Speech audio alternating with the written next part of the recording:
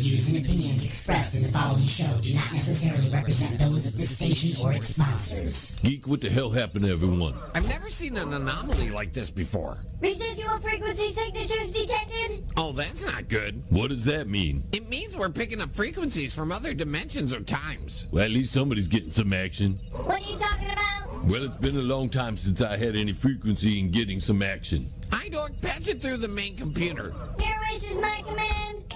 Oh, we're picking up something. What the hell is it? It's a broadcast of some sort. Adjusting audio. Boosting signal. Welcome to the Monday Morning Madcast from outer space. Oh, God, is it Monday? Getting your work week started right by stretching out your Vajir holes with the attack of the Monday Morning Madcast from outer space. Call into the show live at 313-444-8919. Again, that number is 313-444-8919. Or you can jump in the chat room at alienxradio.com.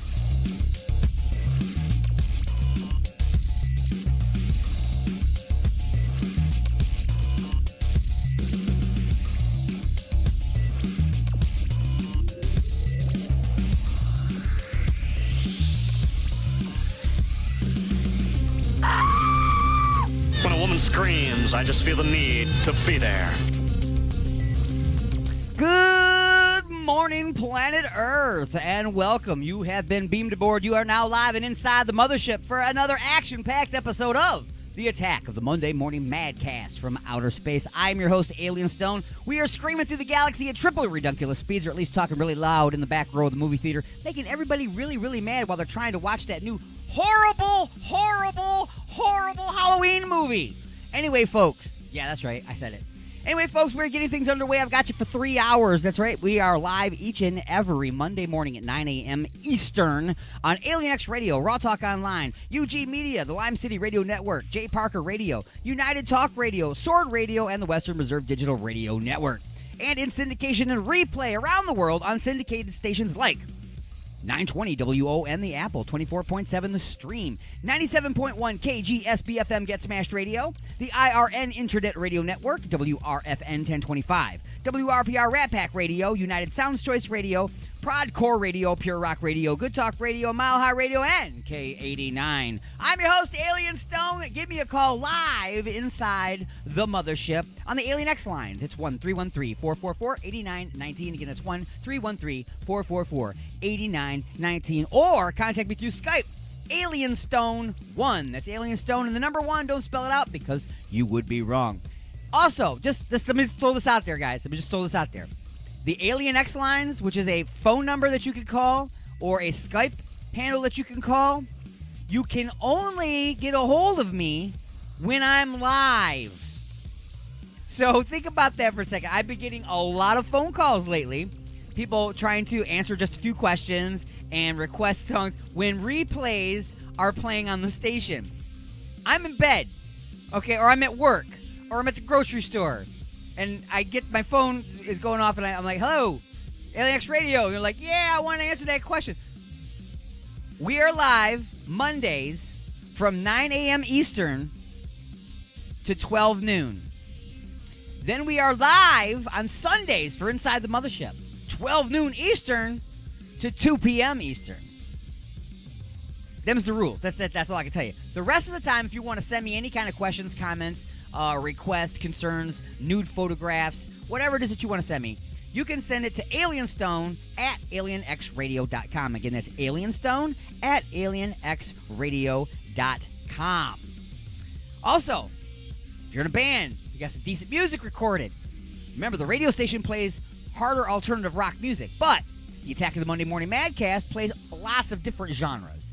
So, no matter what kind of music it is that you are producing, no matter what kind of band it is that you're in, please attach an MP3 or a credible download link to an email and send it to newmusic at alienxradio.com. Again, that's newmusic at alienxradio.com. So, let's go ahead and get this thing underway like we always do with a history lesson. It's the attack of the Monday Morning Madcast from outer space. Broadcasting directly into your brain. Let's take a look at this day in history.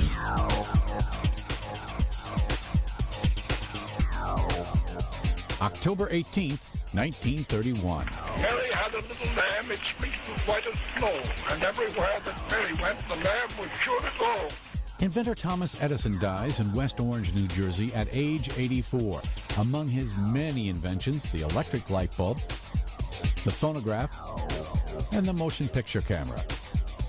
1962. 3 scientists are named winners of the Nobel Prize for Medicine for their work in determining the double helix structure of DNA. Dr. James Watson of the United States and Drs. Francis Crick and Maurice Wilkins of Britain share the Nobel honor. 2001. CBS News announces an employee in anchor Dan Rather's office in New York has tested positive for anthrax. It's part of the anthrax scare that kills 5 other people and shakes Americans following the September 11th attacks. Also in New York that same year, 4 disciples of al-Qaeda leader Osama bin Laden are sentenced to life without parole for their roles in the deadly 1998 bombings of 2 U.S. embassies in East Africa. 1968. 2 American athletes are suspended for a high-profile protest at the Mexico City Olympics. Sprinters Tommy Smith and John Carlos give Black Power salutes during a medal ceremony. The athletes are later banned from all Olympic competition for life. And 1926. Rock and roll performer Chuck Berry is born in St. Louis, Missouri. Today in history, October 18th, Tim McGuire, The Associated Press.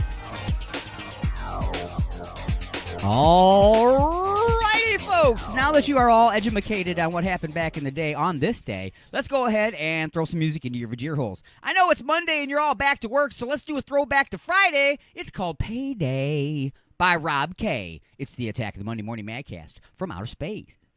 Wow, I should probably hit this microphone button if I wanted to actually have you hear what I'm saying, right? Yeah, that's how that microphone works, Alien Stone. Anyway, folks, now that you are all caught up into what happened way back into the day, with the history on the Attack of the Monday Morning Madcast from outer space, let's take it back to Friday. I know Mondays suck. Let's take it back to Friday. It was Payday with Rob K on the Attack of the Monday Morning Madcast from outer space. Wow.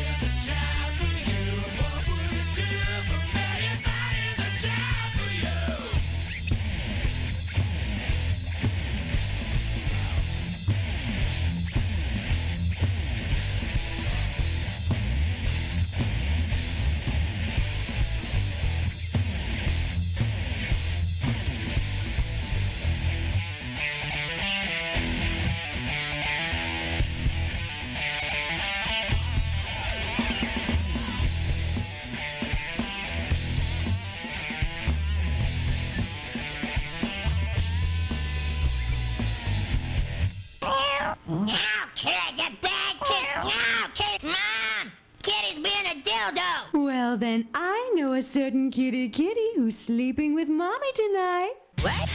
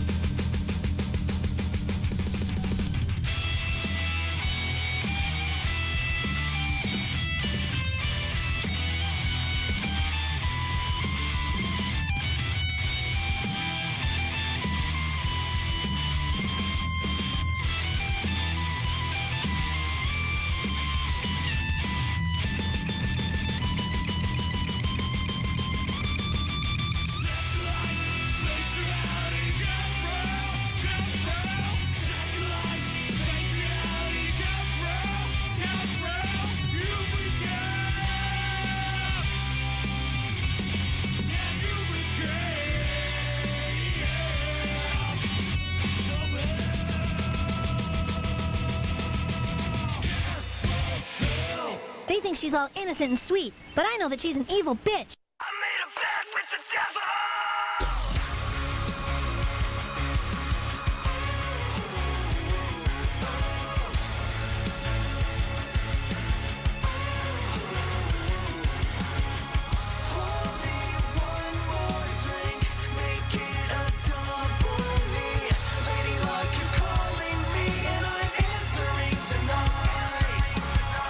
Crystals lit by fire, dancer.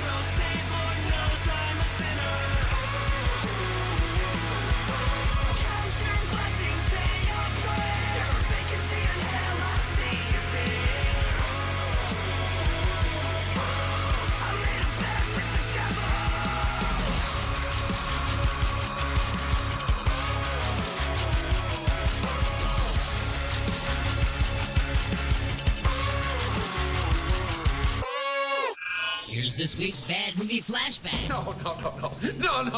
Please. No, not that. Oh my God, I don't believe this is not happening. We have got a poltergeist. Okay, well, folks, I can do a clearance, but it's not going to be cheap. Although I do offer a 6-month guarantee. Frank Bannister had a remarkable ability. Psychic investigator? To communicate with the dead. That fellow takes us totally for granted. Hey, Stuart, in or out, huh? Emanations are normally confined to the cemetery. You cannot push spirits around! Although they do escape. And an uncanny knack. We're gonna scare the living daylights out of your parents. For making a profit off the living. We're supposed to be his business partners.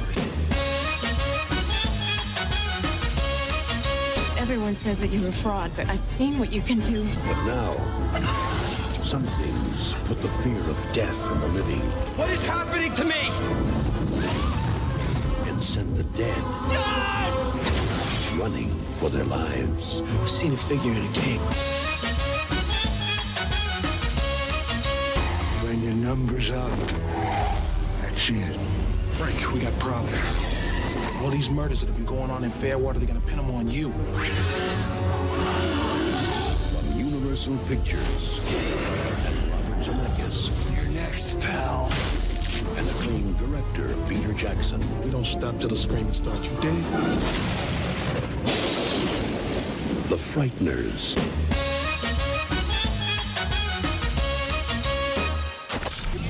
Resistance is futile. Probing is not allowed. Call into the show live at 313-444-8919. That's 313-444-8919. Or hang out in the chat room at alienxradio.com. You have been beamed aboard and you are now inside the mothership with Alien Stone. Am I the meanest? Alien Stone. Am I the prettiest? Alien Stone. Am I the baddest mofo low down around this time? Alien Stone. But who am I? Alien Stone. Who am I? Alien Stone. I can't hear you. Alien Stone. Shogun of Harlem.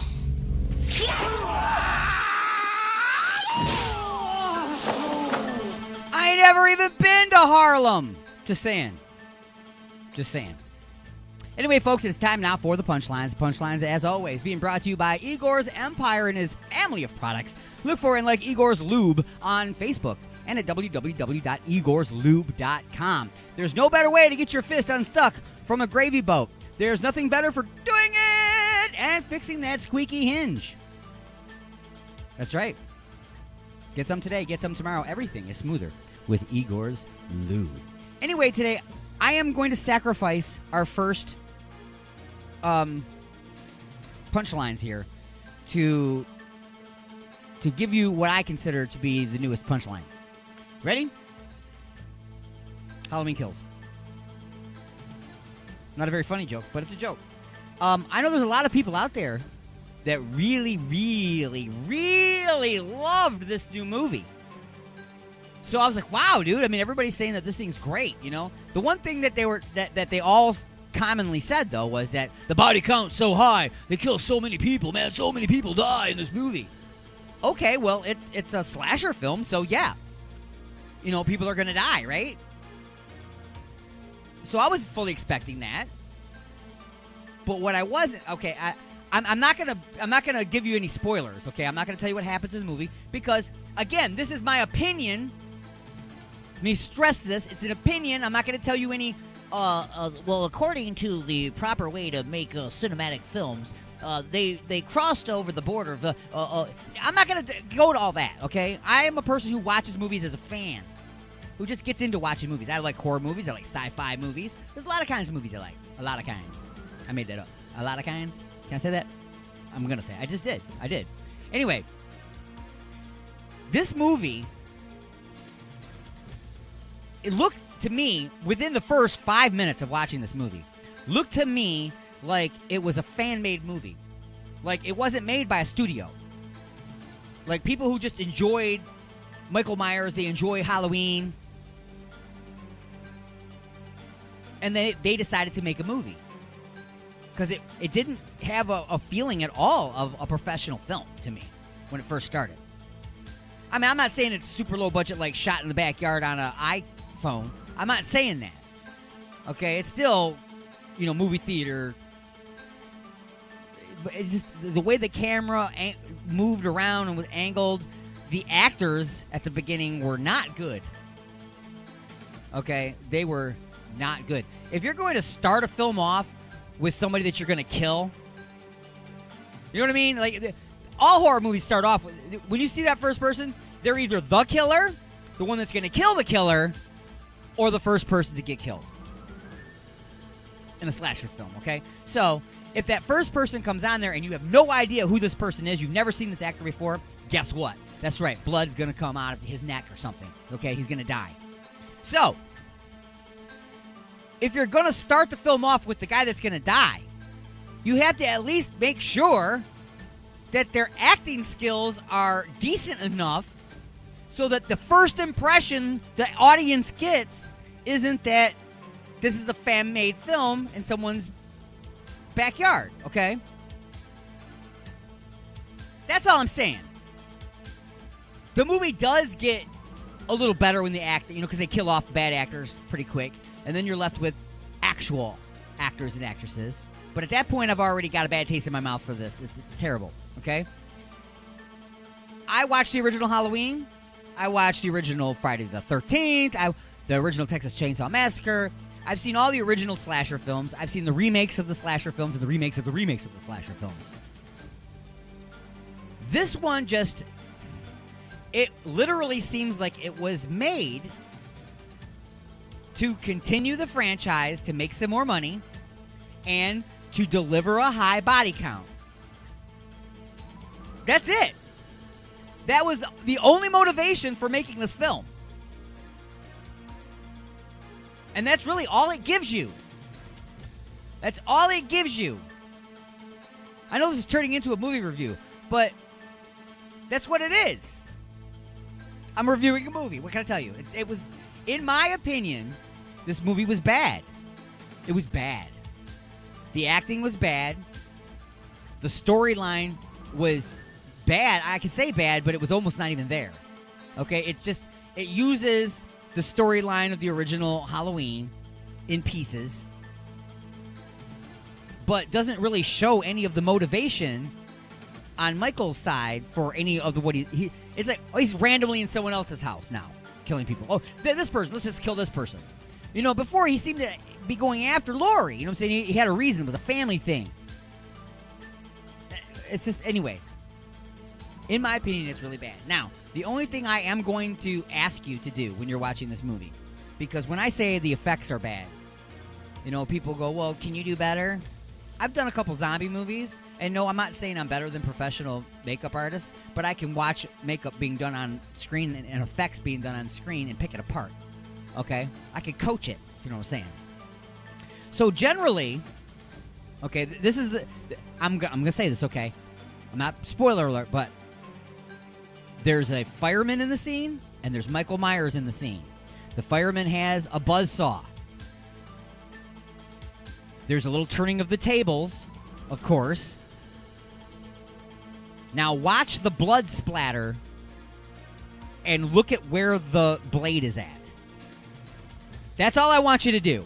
And then you tell me why that was left in the movie. Because generally, I've never been so frightened of cutting myself shaving that I started bleeding before I cut myself. Okay? That's all I'm going to give you. Now, you go ahead and watch the movie. If you can make it to that part. That part's pretty early, actually. It's not. So you can watch it. And then you tell me if that scene was correctly done. Okay? Anyway, folks. Wow. I've gone way over ranting about Halloween Kills. And it killed me. To the point where I actually passed out in the chair, fell asleep a couple times because I couldn't get into it at all. And folks, that has been the Punchlines.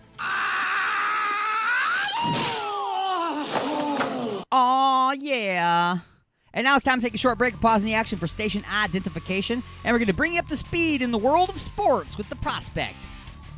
Stick around because a classic episode of Just a Few Questions on the other side.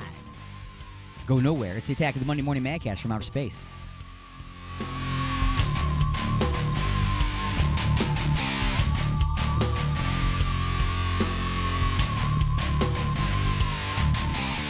Broadcasting directly into your brain. And now your weekly sports update with The Prospect.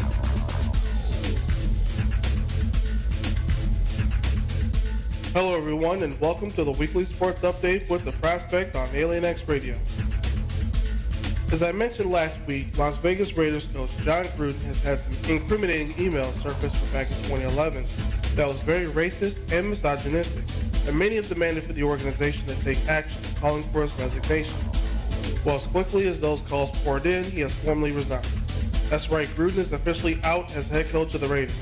In a statement, he thanked the team and indicated that he knew when it was time to step away, saying, quote, "I love the Raiders and didn't want to be a distraction. I'm sorry and I never meant to hurt anyone," end quote. Team owner Mark Davis accepted the resignation, and assistant coach Rick Biasca has been promoted to interim head coach for the time being. It's worth noting that since the news broke out, Davis has not commented on the matter, saying, quote, "Ask the NFL, they have all the answers," end quote. As discovered and reported by the New York Times, the disparaging emails were sent way before he took the reins of the Raiders, back when he was an analyst for Monday Night Football in 2011. Inside, he mentioned Commissioner Roger Goodell that Jeff Fisher, then coach of the St. Louis Rams, shouldn't draft queers, referencing Michael Sam, who came out as gay. ESPN, the station that employed Gruden for Monday Night Football, released a statement calling his comments, quote, "clearly repugnant," but wouldn't say whether they would rehire him in the future. As it stands, there were no other emails sent in that time frame with that kind of foul language. Other teams are safe for the most part. But the nature of the content was surrounding the Washington football team and its investigation of sexual harassment and unsafe work conditions, so the proverbial Pandora's box was opened in this situation. Deals surrounding the NBA, players reluctantly adhering to the league and subsequently the city's vaccine mandate. The league is trying to avoid a disaster similar to the season when the pandemic broke out by having their players take precautions to prevent another outbreak, resulting in a bubble season. While some players are agreeing to the shot, one player, Kyrie Irving, is taking a stand against it. They may cost him a spot for the Brooklyn Nets. Point guard has been a staunch defender of the rules, and because of this, Irving will not be able to join the team in their home game. I understand that he is not pro or anti-vaccine, or making this a political issue. He just simply doesn't want to take it. I will keep you updated on what this means for him and the team going forward. Well, tune in next week for more sports. Alien X Radio, I'm The Prospect, saying until next time, Prospect out.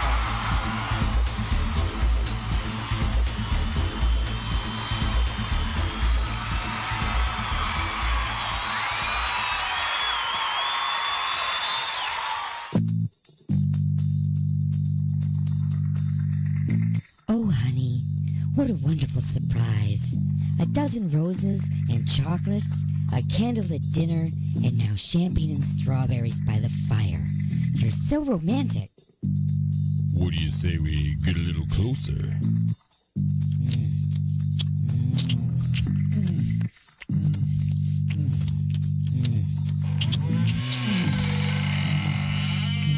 Igor?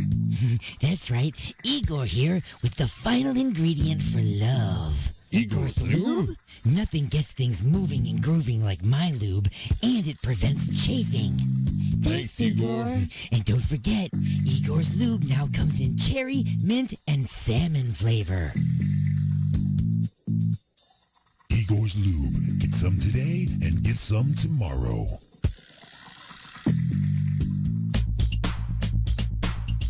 With the weather quickly changing, it might be a good time to have your furnace or air conditioner checked out by a professional. Freedom Heating and Cooling. They specialize in light commercial and residential service and installation. They even do hot water tanks. Freedom Heating and Cooling. Just check out this deal. Complete installation of the iWave R air purifier for only $600. It kills mold, bacteria, and viruses while reducing odors and allergens. Contact Eric at 313-920-2325. Again, that's Eric at 313-920-2325. Or get a hold of Dave at 248-345-8196. Again, that's Dave at 248-345-8196. Look for him on Facebook at Freedom Heat Cool.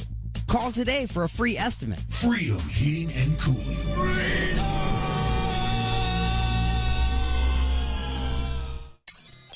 Broadcasting from the dark side of the moon. Alien X Radio. Resistance is futile.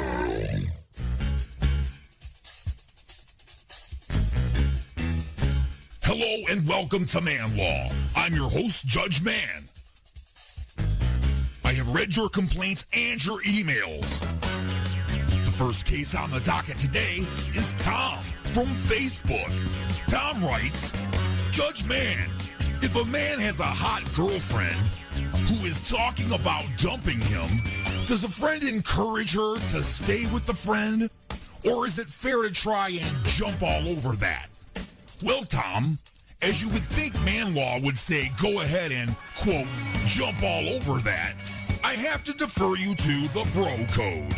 If this is a friend of yours, then the Bro Code strictly prohibits the jumping all over of that.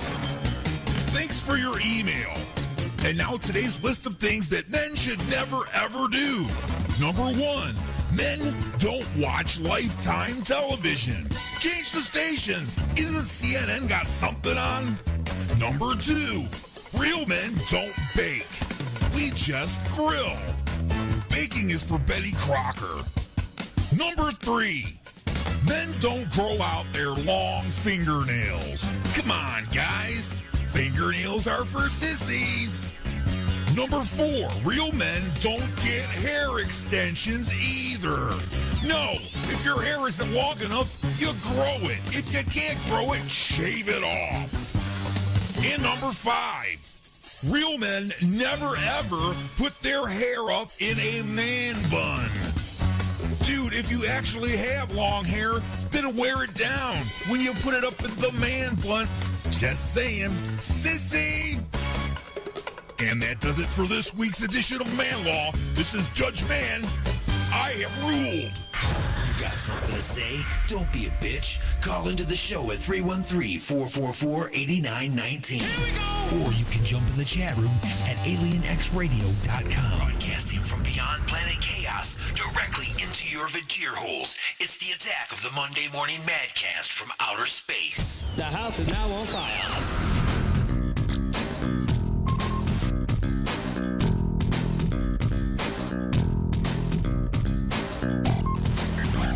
All right, everybody, welcome back. It's the second half of hour number 1 of the Attack of the Monday Morning Madcast from outer space, screaming through the galaxy at triple redunculous speeds, or at least, playing with our cell phones in the front row of the movie theater, really distracting from the storyline.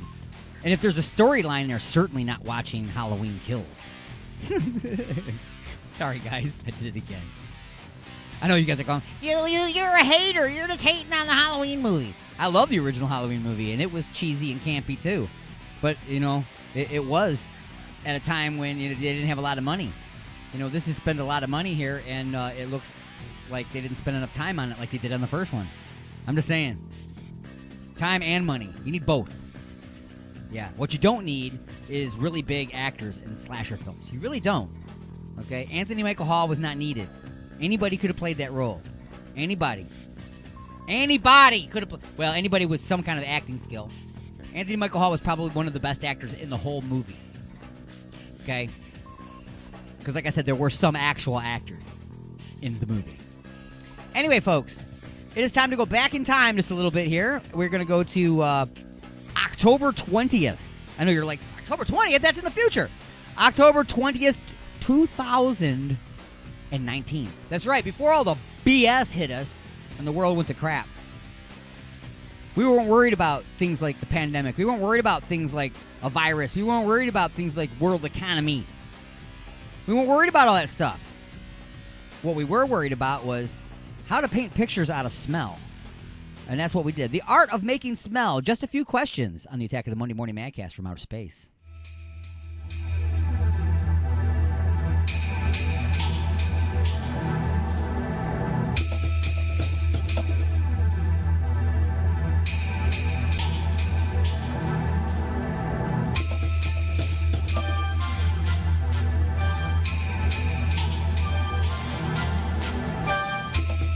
And now it's time to answer just a few questions.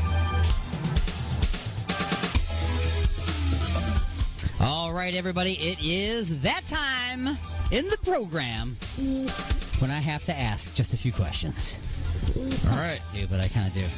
All right, so if any of you out there are familiar with just a few questions and you're listening and you've listened before, that means that you are not easily offended. Otherwise, you would definitely not be back. So I'm just saying, everybody, be prepared. Sometimes they can be pretty rough. Sometimes they can just be chilling. But here comes just a few questions. Are you ready, sir? Bring it. Question number 1. Question number 1. Question number 1 is, you have recently discovered a talent that you never knew you had. In addition to your mad needlepoint and macrame skills, you are also an origami master. But wait, there's more. Now you have found that you can paint as well. But you don't use color as imagery. In fact, when you work, your works of art are complete. The canvas appears to be blank. When you are done, it's a blank canvas still. Okay. What all is not as it seems? You, sir, are an aroma artist. That's right. You paint with smells. You have heard of the scratch and sniff sticker, right? Well, same concept, but you can use several different smells to convey an entire scene in the mind's eye. So what will your first work of art be? A, for the kids, combine shampoo, wet dog food, poop, and puppy breath, calling it Puppy Love. B, you will combine the scent of Drakkar, sweat, tequila, and cigarette smoke. You will entitle the piece Looking for Love. C, you will use the smell of vanilla candles, roses, warm baby oil, and salmon. You will call it Making Love. Or D, combining the aroma of brimstone, gunpowder, freshly heated heroin spoons, and money. It's called Courtney Love. Which is it going to be, sir? Oh, man. I'm going to go with B. You're going with B. You will combine the scent of Drakkar, sweat, tequila, and cigarette smoke, and you will entitle the piece Looking for Love. That's it. That's right. Okay. That's it. The wild card answer you did not choose. Using the smell of weed, Igor's lube, puffs plus tissues, and friction, you will call it self-love. I like that one too. And sir, your bonus question. What scent would you use to convey rock and roll? Would it be A, freshly cut grass? B, freshly cut pine? C, freshly cut fart? Or D, freshly cut metal? Freshly cut metal. Freshly cut metal, of course. Very good answer, very good answer. And now... Question number 2. Question number 2. Question number 2 is... Now you need to gather your supplies. You will need a canvas, brushes, and smells to paint with. What smell will you harvest first and from where? A, the smell of money. By cutting open the wrists of politicians and collecting their blood, you will add the crushed dreams of a few small business owners and the smell of documents burning in a dumpster fire. That's how you will create the smell of money. B, the smell of sex. By wringing out the cushions of Hollywood's casting couches.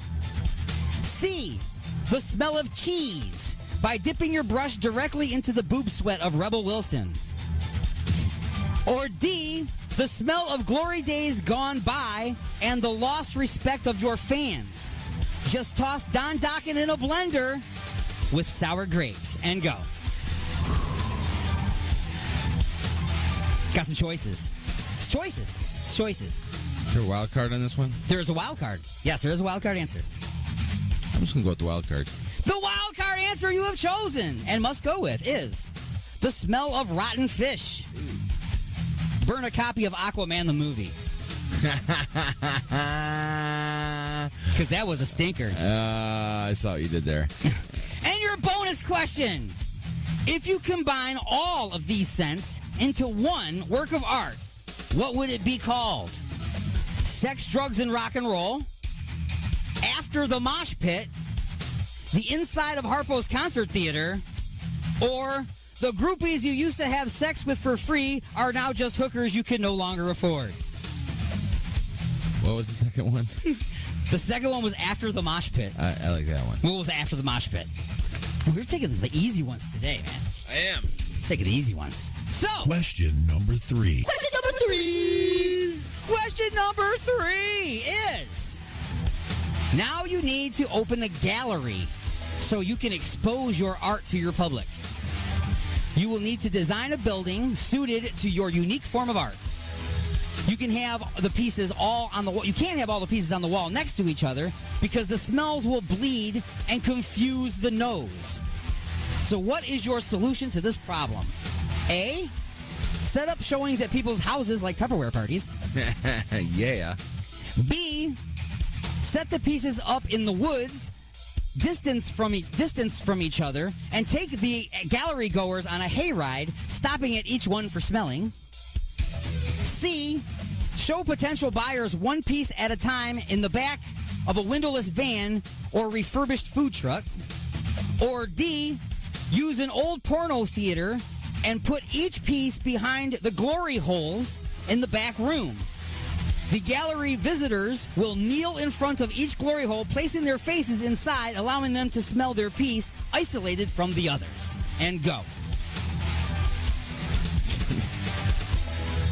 What is wrong with me? You can say it. I'm going to go with that one just because that one's crazy. You going with the porno theater one? Yeah, I'm going with the porno theater. Okay, so they got to go back to the glory holes, kneel down, stick their face through the hole, and inside that room, instead of the hookers that used to do their thing, is your works of art that they can smell. Exactly. Okay. The wild card answer you did not choose. The way that you expose your art to the public is by home invasions. You break into their homes while they are sleeping, drug them, and then tie them to a chair. Blindfold them, and then place one piece in the room. Slap them or douse them with water to wake them up. Tell them that if they can correctly identify the scent scene, they will be allowed to purchase the aroma art. But if they're incorrect, they clearly do not have a nose for art and will be harvested for potential use in future works. You said I was dark sometimes, right? Yeah. Is that darker than the devil one was? It's close. When we went to hell? It's close. Okay, I tried to go as dark as I could. Bonus question! How difficult do you think it would be to convince people to put their faces in used glory holes? You didn't think about what there was an old porno theater. If you go down to Florida, they'll just do it. They do anything in Florida. That's what I'm saying. The Florida glory hole? Yeah. That sounds like a bar. The Florida Glory Hole. It probably is, yeah. And it's like, it was probably featured in, like, Police Academy. It probably was. No? Okay. No, I'm sure it was. Your bonus question. No, that was your bonus question. So, that brings us to... Lightning Strikes! Smells the same or different? Cigars and open ass. Different. But the same. Both. You are correct. True or false? They both smell like ass, but they smell like different kinds of asses. I like that answer. That's even the best answer yet. They both smell like different types of open ass. Yeah. Like maybe one's open a little farther than the other. Right. Like that's a great big gaping old man poo ass smell. One's like a grass-fed propped open ass, and the other one's more like a meat-based type. Yep. Gotcha. True or false? Glass blowers use glory holes. True. That is true. The official name for the hole in the oven where they put the glass to melt it is actually called the glory hole. Yep. True or false? People people associate the smell of latex with sex. True. That is absolutely true. Natural gas has an odor, or is it odorless? It's got an odor. Wrong. Natural gas has absolutely no smell at all. That smell that you smell when you turn on the thing is a chemical they add to it so that you know you have a gas leak. Did you know that? Did you know? Well, yeah, but Yeah. so that's why I was. So saying natural that gas, it's got- but see, it was a trick question. See, natural gas does not have an odor. Unnatural gas, once you mix something with it, has an odor. Anyway, I see what you antagonist, did there. huh? I see what you did. You see what I did there? I tricked you. This was intentional. I put you right into the wall. So, antagonist in the movie House Party. Do you remember the movie House Party? Yes. Okay. So the antagonists in the movie Kid and House Play, right? Party, yep, Kid and Play, they kept saying, I smell what? Was it I smell a rat? I smell something fishy? Or was it I smell pussy? I smell pussy. And you were very quiet about that, like you were afraid to say I it. was too. Like you were But like, you did it loud and like with enthusiasm. I did, because I think it's, I looked at the list and it's not on the list. That word pussy? I think it's a funny word. It's not on the list. You can say it. I think it's a funny word. It is a funny word. It's like nipple. Nipple's a funny word too. Like nipple. Just like flows out of your Like nipple. It's funny stuff, man. And that has been just a few questions. All right, folks, we've been talking a little bit lately about the 7th annual 36 Hours of Alien Xmas coming up for the first weekend of December. It's coming up fast and quick. Bands, if you want to get involved, then you got to contact us, alienstone@alienxradio.com. Send me an email. Say, hey, I want to be a live performer. I want to be a whole band. Maybe you're just you and your acoustic guitar. Maybe you're a comedian and want to do a stand-up routine. All of this is available, guys, all of it. And it's all to raise money for Forgotten Harvest. So, just to give you kind of a little hint of what happened last year during the 6th annual 36 Hours of Alien Xmas, the band Dirty Mind Detroit stopped by, and I asked them if they knew any cover songs, and this is what happened. A cover song.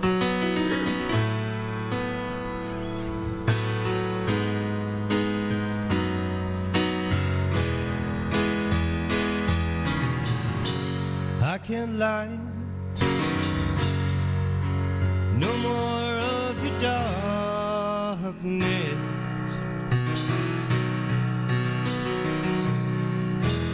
All my pictures seem to fade to black and white.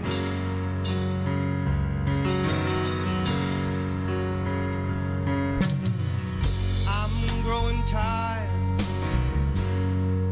Time stands still before me.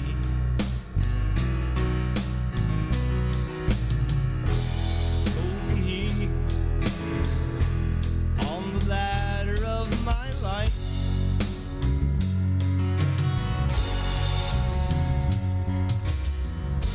Too late to save myself from falling. I took a chance and changed my way of life.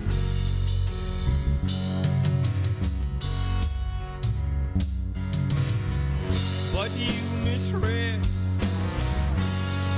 my meaning when I met you.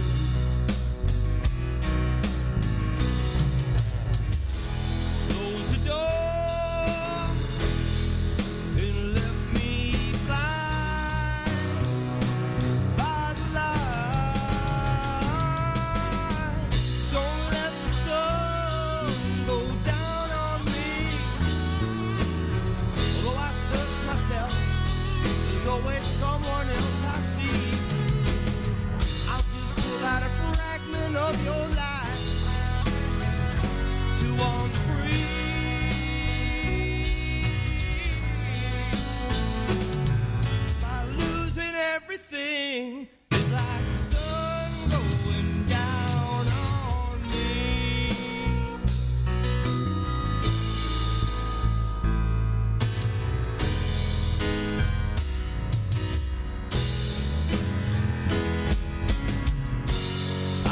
right.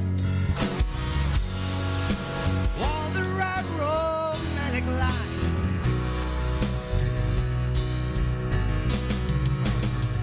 But see me walk and see the way I feel.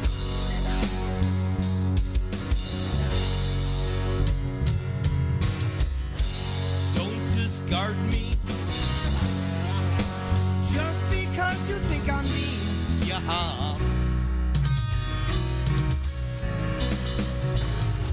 But these cuts I have, oh, they need love. Help them heal. Don't let the sun go down on me. Although I search myself, there's always someone else I see. I'll just pull out a fragment of your life to on free.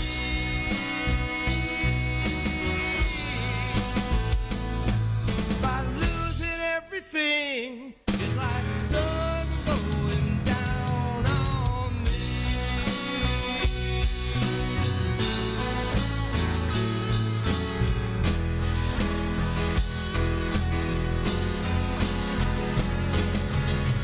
Don't let the sun go down on me.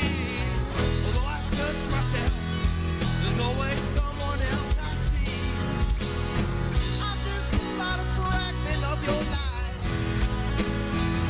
to wander free.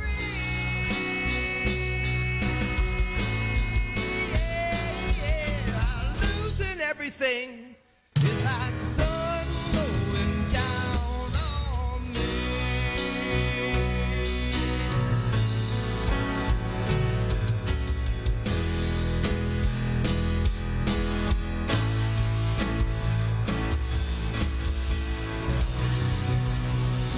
Dirty Mind Detroit live last year during the 36 hours of Alien Xmas. Don't Let the Sun Go Down on Me. One of my all-time favorite songs, period. Okay, that's a fantastic, awesome song, and a great job done by Dirty Mind Detroit. Anyway, folks, it's time to take a short break. Pause in the action for station identification. We will be back with hour number 2 of the attack of the Monday Morning Madcast from outer space. Go nowhere! Otherwise, I'll have to fly around, find you, and zap you back aboard, and it might pinch. So, stick around.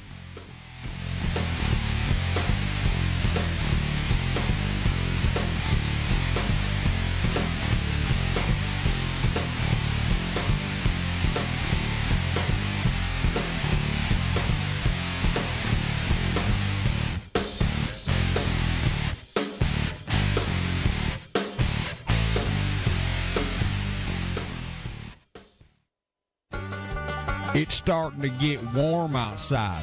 Pretty soon my balls are going to stick to my leg. I got to get me some Freedom. Freedom Heating and Cooling. They specialize in light commercial and residential service and installation. They even do hot water tanks. Freedom Heating and Cooling. Just check out this deal. Complete installation of the iWave R air purifier for only $600.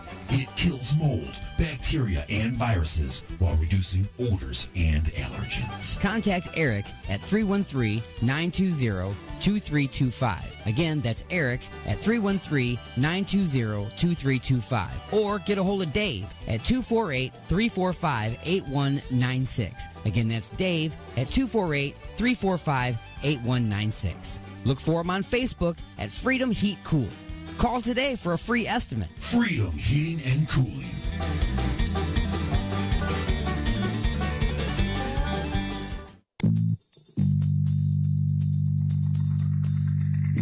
Oh, honey, what a wonderful surprise.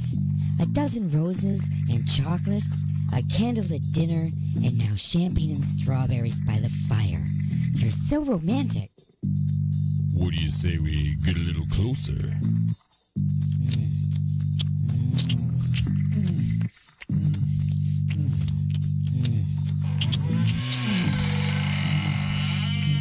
Igor?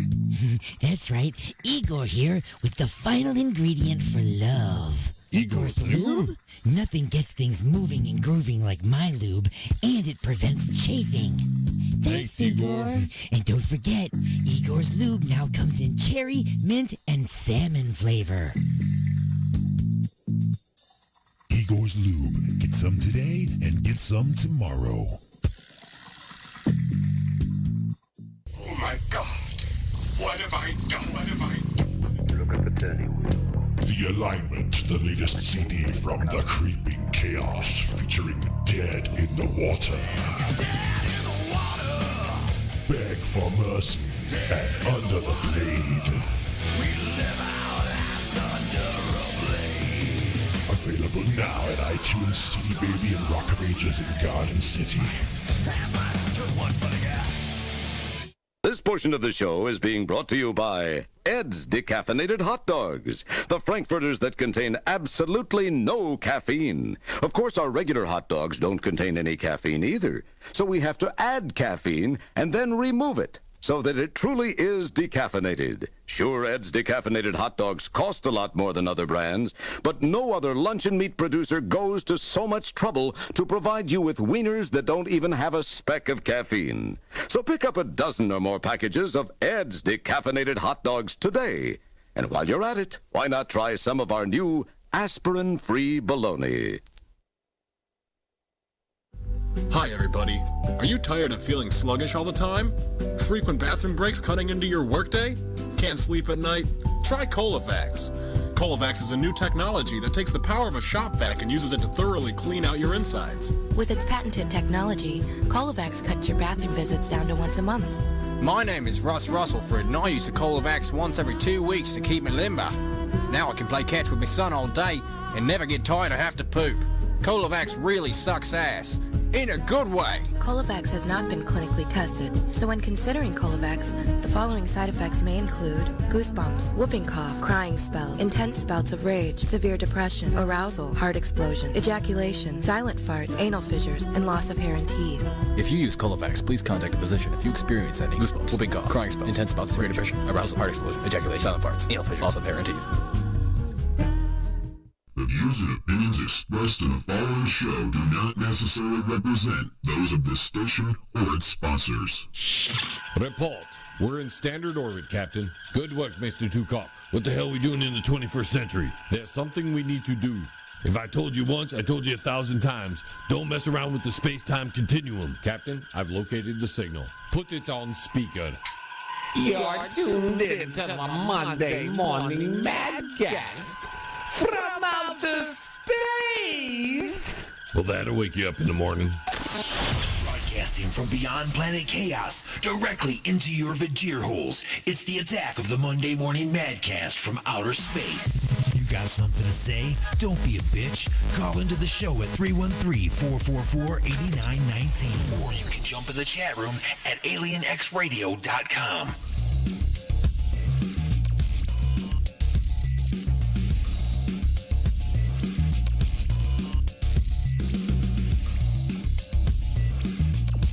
I like turtles. Here is a complete disc jockey show with all the modern pace of today's exciting radio. Please sit down. Frankly, this radio person is the whole problem. Are we going to allow this guy to be heard by anyone who can turn a dial? Please, one at a time.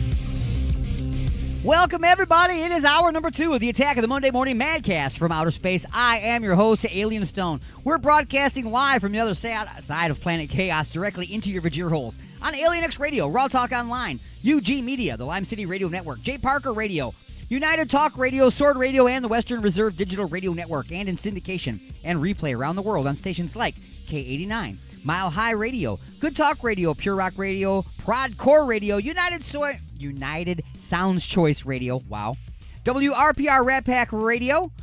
It's always hard for me when I go backwards through the list. I don't know why. IRN Internet Radio Network, 97.1 KGSB FM Get Smashed Radio, 24.7 The Stream, and of course, 920 WON The Apple in New York City, which, by the way, folks, coming up just like we do each and every year, Thanksgiving's coming up. I know that you like to watch the parade. I do. I watch the parades. I bounce around on stations to try to watch all the parades as I can. But another thing that I've been doing in conjunction, of course, with 920 WON The Apple and Jonathan over there, who does a fantastic job running that radio station, he provides a huge block of programming that I utilize each and every Thanksgiving. So, as always, you'll be spending your Thanksgiving day with the Man of Steel. That's right. It's the Superman Superfest Marathon again this year for Thanksgiving, right here on Alien X Radio, as well as 920 WON The Apple and all of their affiliates. So, when I'm talking about the Superman Marathon, it's old-timey radio. It's like, you remember when you used to listen to I'm saying, do you remember when you used to? Probably not. Most of you out there probably don't ever remember not having a television. But back in the day, you used to listen to the radio, and they would have to do the whole story with all the sound effects and everything so that you could put it in your mind's eye. That's what this is. It's an 11-hour Superman Superfest Marathon coming up Thanksgiving Day, right here on Alien X Radio. Stay tuned. So, anyway, folks, getting hour number 2 underway. More music for your Vajir holes. We'll have another bad movie flashback. Maybe Judge Mann will stop by and give another big old round of steamy opinion. And sports updates from the prospect. Man, there's all kinds of stuff going on. Classic episodes of Just a Few Questions. And still coming, the brand spanking new episode of Just a Few Questions. Little School of Slashers. That's right, it's Halloween themed all week long, all month long, in Shocktober, here on Alien X Radio and the Attack of the Monday Morning Madcast from outer space. So, folks, let's find some music for your Vajir holes. I cannot believe that I don't have any ready. I say I can't believe, like this doesn't happen like every freaking show. Come on, Alien Stone. When are you gonna have this stuff ready to go? You know what I mean? You gotta have this stuff ready to go. And I don't. See, I still don't have it in this. How about we go to an in-studio recording? Okay? This was recorded way back in the day on a show called Vinny and the Alien. And we had our friends from Concrete Angels stop into the studio, and they did a live performance of a song called The One You Hate. And here it is on the Attack of the Monday Morning Madcast from outer space. I wanna be the one you hate. I wanna show you your mistakes. And be the one that sets your fate. I wanna be the one you hate. I wanna be the one you hate. I wanna show you your mistakes. And be the one to point the blame. I wanna be the one you hate.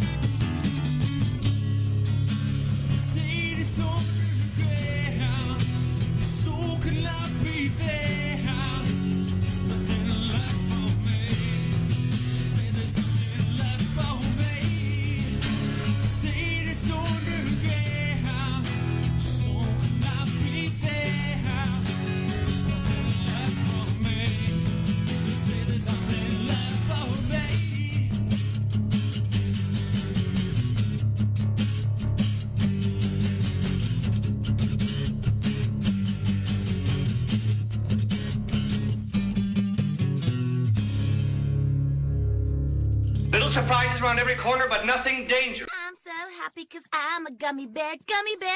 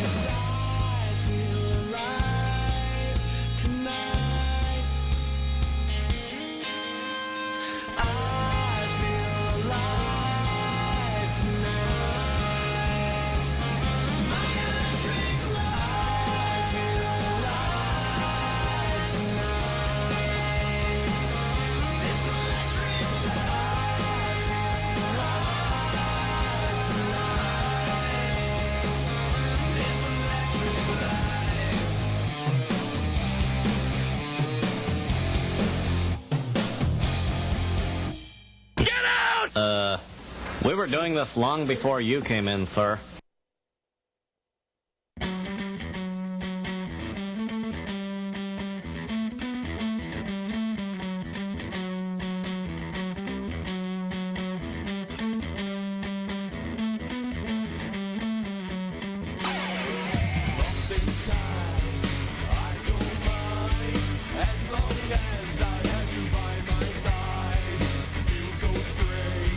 Since we cried when you told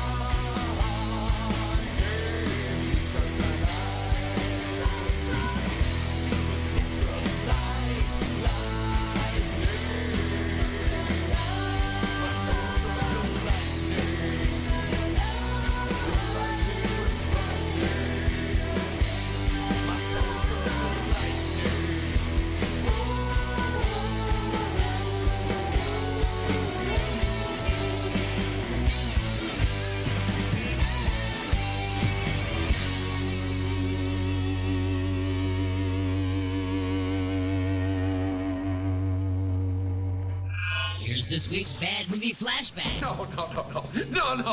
Please. No, not that. In the far distant future, in a galaxy where those in the know don't go, real estate is cheap, and they've got great sushi. But there's no water. You got any water? It is a time when desperate men will swing from the chandeliers. Pirates, sound the alarm! Just to get a drink. Just take a look at that. Good men like Jason, space pirate and explorer of the cosmos. His chief engineer and fellow rogue Roscoe.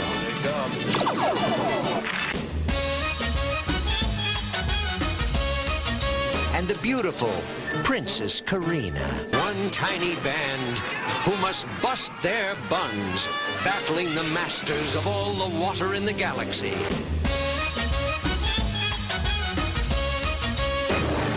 The evil Mithradoids, famous for not being nice. Killing you would be too easy.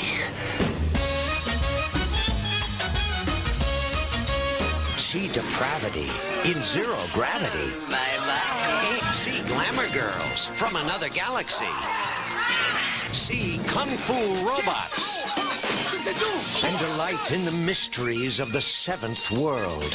The one place in the universe to get a decent glass of water. The Ice Pirates. A totally spaced adventure.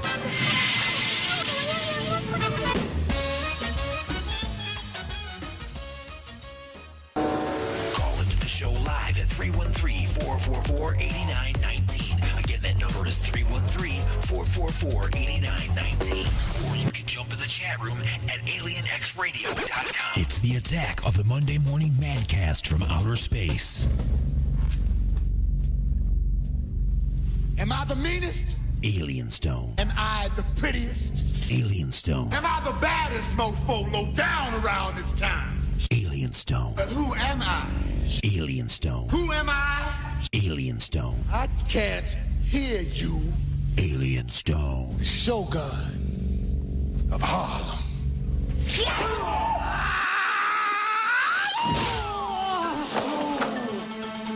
All right, once again, it's time for the punchlines. As always, the punchlines are being brought to you by Igor's Empire and his family of products. Look for and like Igor's Lube on Facebook and at www.igorslube.com. That's right.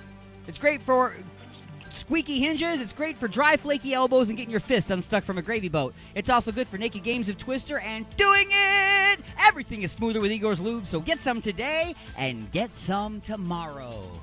Okay, so Turkey's Rumizia Gelgi, whose name I most with certainty pronounced incorrectly, officially declared world's tallest woman. A 24-year-old woman in Turkey is reaching new heights of fame as the world's tallest woman. Guinness World Records has just declared Rumizia Gelgi, whose name I most with certainty has mispronounced, who stands at 7 foot 7 inches as the world's tallest woman currently living. Now, the previous record was held by China's Yeo Defan, who also, I have most with certainty mispronounced that name, who stood at 7 foot 7 inches before she died in 2012 at the age of 40. Damn, that's young. That's super young. But then again, 7 foot 7 inches. Damn, that's tall. She's no stranger to record keepers. In 2014, Guinness Book of World Records awarded her the title of the tallest living female teen. So basically, if you don't make a Guinness Book of World Records, they find something very, very unique about you specifically and then just give you a new title. So she wasn't the tallest woman, but she was the tallest teen woman. So let's add that in the book. Okay, her stature is caused by a rare condition called Weaver syndrome that causes accelerated growth, among other symptoms, including skeletal maturation. I guess that means maturing quickly, or maybe it's a misspelled word or something. I don't know, but That's what I'm assuming. As a result, she uses a wheelchair to get around most of the time, but she can also move around using a walker for short periods. Wow, why did that just suddenly stop my viewing? That's weird. It's like, oh, you haven't touched the screen in a while, so we're going to shut off what you're watching. Why? That's stupid. Anyway, since she was first recognized, she used her platform to educate others about rare medical conditions, such as her own. Her advice to people struggling with feeling different is to remember that every disadvantage can be turned into an advantage for yourself. So accept yourself, I can't even read, for who you are. Be aware of your potential and do your best. Wow, I should try to do my best because I clearly didn't reading that. Her new honor adds a unique distinction for Turkey since it's also home to 8'3" Sultan Kozan, whose name I also, with certainty, has mispronounced. The world's tallest living man. So what's going on in Turkey, man? Are you guys putting a lot of growth hormones in the food or what? Just saying, man. Over here, it grows teenagers' boobs early, and over there, apparently, it shoots people up to the roof. What am I saying? The last time the two tallest people hailed from the same country was in 2009. Ooh, that was so long ago. When China's Defen and Bao Shishun, also whose name I have mispronounced, who is 7 foot 8.95 inches, held the tallest woman and tallest man records, respectively. Wow. That is a big bitch. What can I say, man? That is tall. I'm going to tell you right now. Long time ago, I had a girl. I'm 5'6". Okay, I'm not a super tall person at all. I'm considered short. I'm 5'6". I had a girlfriend once that was 6'1". 6'1". Yeah, she was big too. When I say big, I mean tall. Of course. But damn, that's a big bitch. And that has been the punchlines.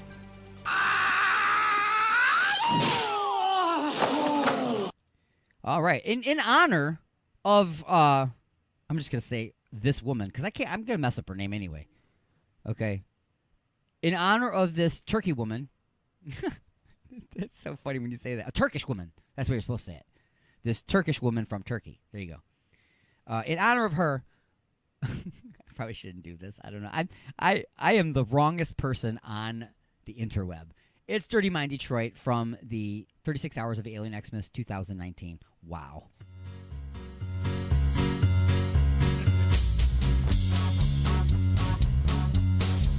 Well, the bigger, the better, yeah. She's the one for me. Designer shoes, shirts and skirts from Martin and Bailey. Well, she may not be beside me. She's the only one for me. The bigger, the better for me. Well, big hips, big thighs, pretty decent rat. Kept all her belongings.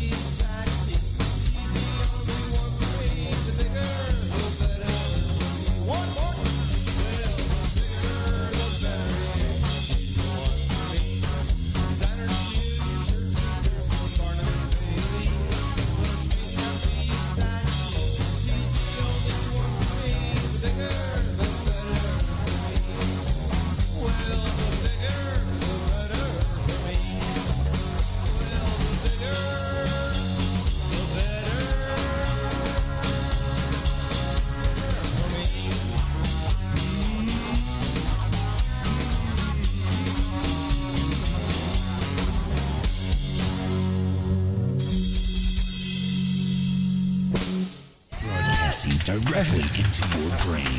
And now your weekly sports update with the Prospect.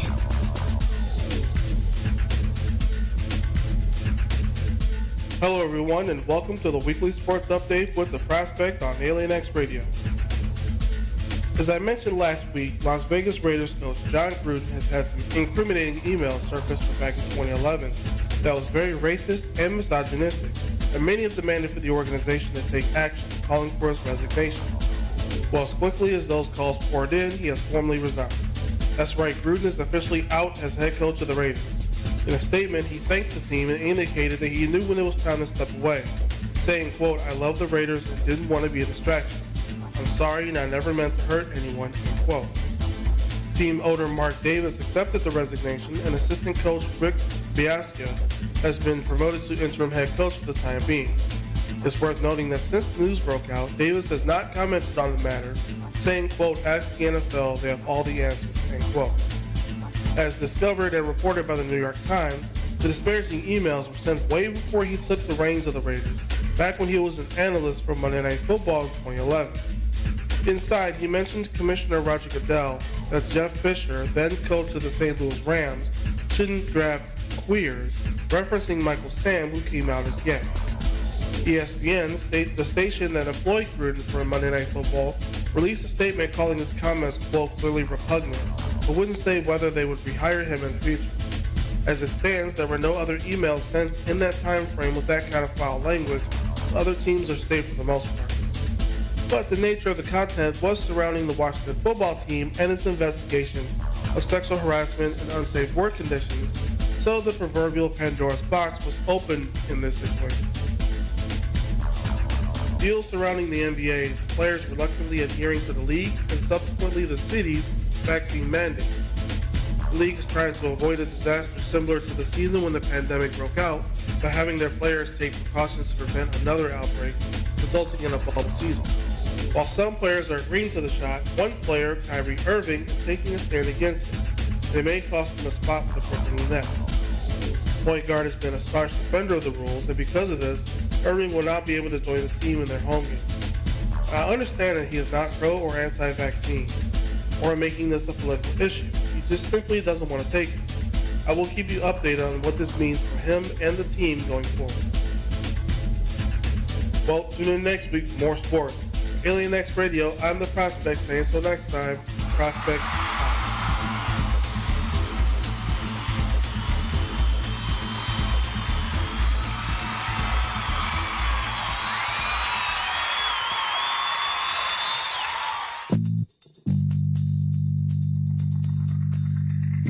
Oh, honey, what a wonderful surprise. A dozen roses and chocolates, a candlelit dinner, and now champagne and strawberries by the fire. You're so romantic. What do you say we get a little closer?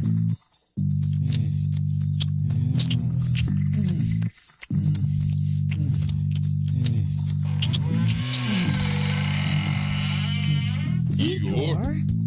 That's right, Igor here with the final ingredient for love. Igor's lube? Nothing gets things moving and grooving like my lube, and it prevents chafing. Thanks, Igor. And don't forget, Igor's lube now comes in cherry, mint, and salmon flavor. Igor's Lube. Get some today and get some tomorrow.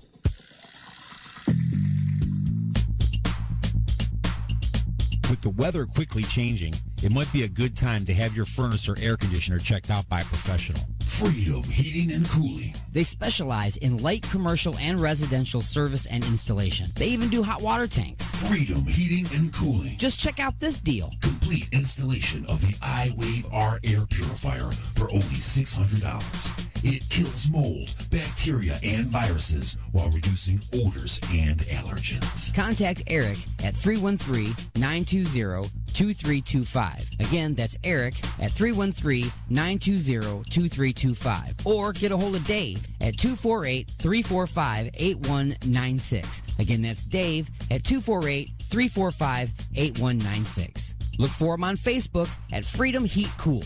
Call today for a free estimate. Freedom Heating and Cooling.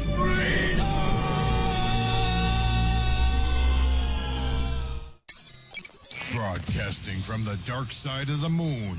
Alien X Radio. Resistance is futile. I know it was just a dream. I know I didn't have an anal probe. And I know that I am not under alien control. You're inside the mothership. Son of a bitch.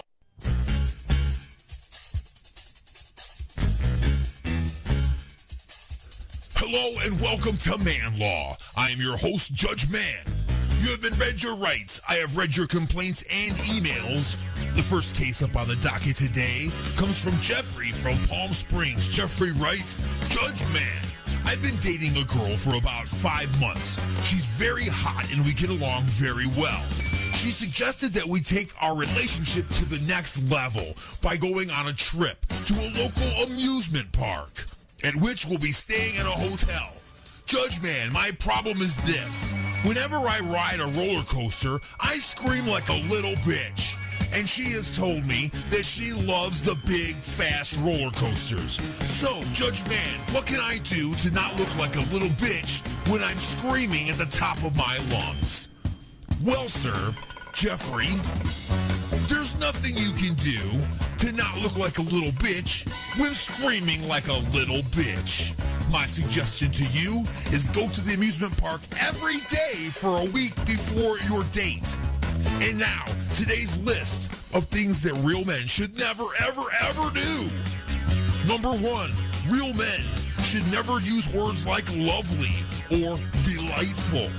Number 2, real men should never wear flip-flops. Get some man shoes, sir. Number 3, real men don't wear makeup. No makeup of any kind. Don't call it guy liner, it's makeup. Number 4, real men don't knit or crochet. It's not a hobby, it's a girl thing. And the last one on my list today, real men never play the part of the inner spoon. This has been Judge Man with Man Law. I have ruled. Broadcasting from beyond planet chaos directly into your vajir holes. You got something to say? Don't be a bitch. Call into the show at 313-444-8919. You have been beamed aboard and are now inside the mothership for the attack of the Monday Morning Madcast from outer space.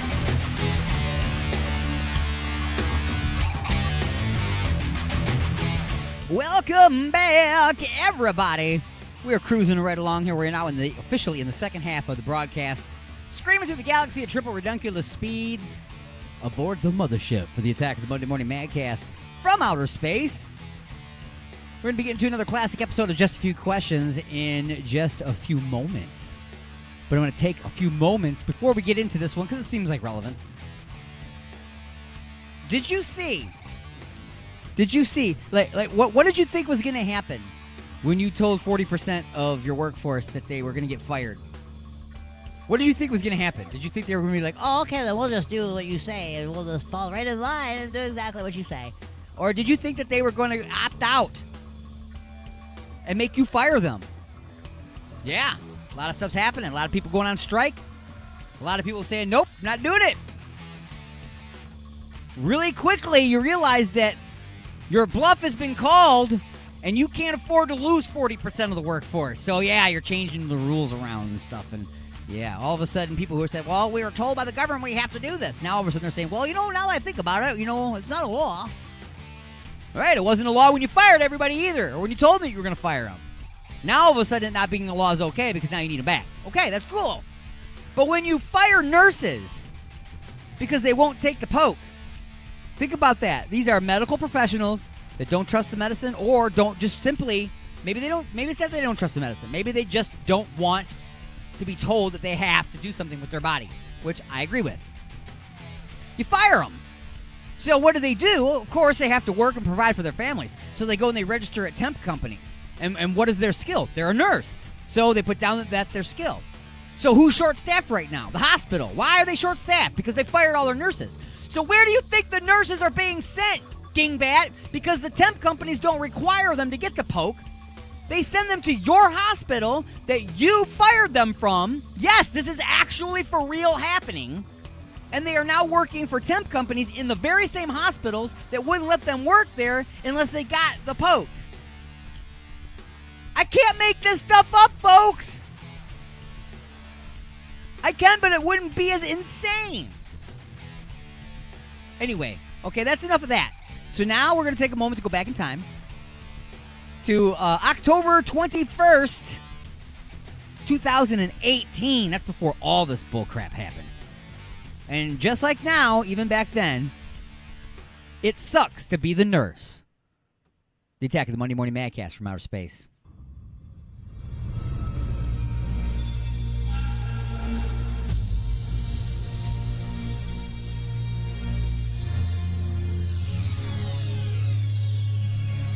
Just a few questions. All right, everybody, it is that time once again. It is time for Just a Few Questions.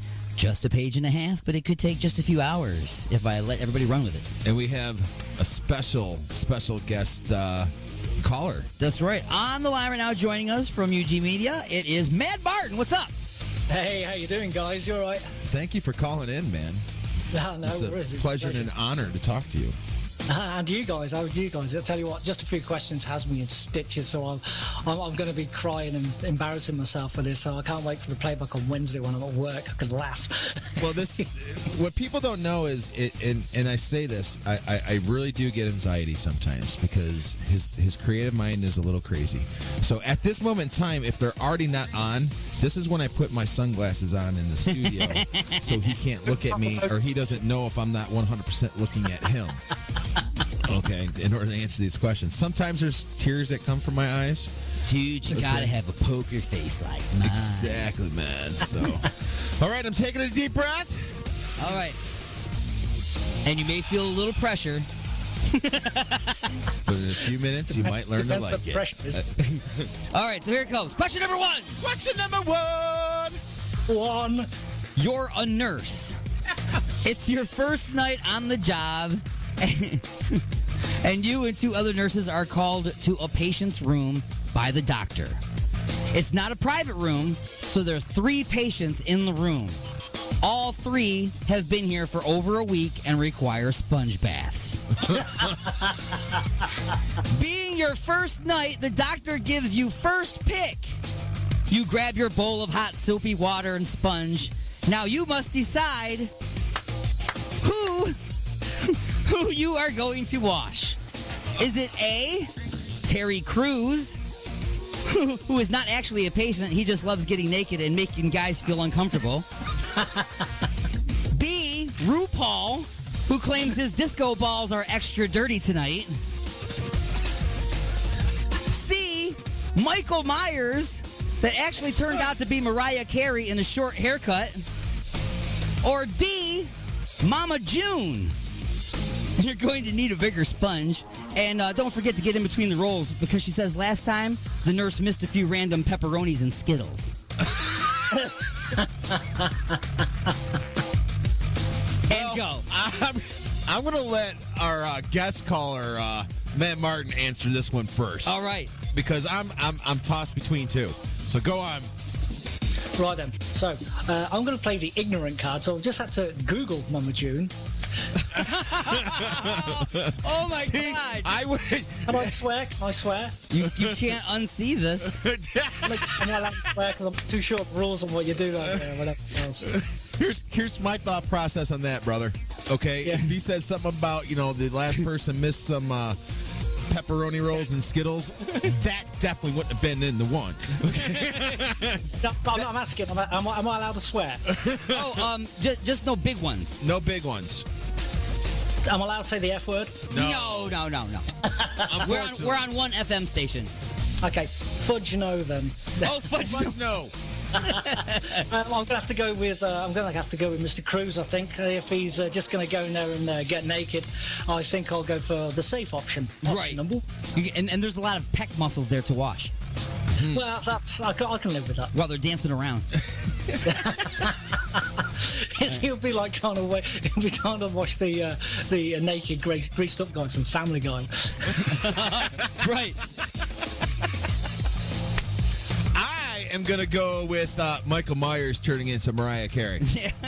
I'm sorry, but I mean, that to me seems like the safe way out because either I want to die, and if he doesn't turn into Mariah Carey, I prefer to die than to watch RuPaul and the others. So I'm going to go with Michael Myers and thank you, Mariah Carey, and I'll make you sure you can hit those high notes again.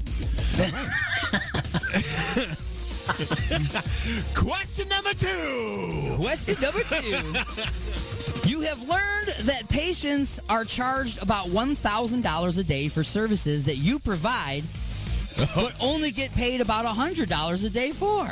You want a happy ending? So as a nurse, what are some things that you can do on the side that will help you earn some extra cash? What is wrong with you? A, sell bogus life insurance policies to dying patients. B, tell the hospital billing staff that you are a consulting physician. That way you'll get paid $500 every time you enter a room or read a chart. Oh, that's good. C, schedule house call sponge baths for Terry Crews.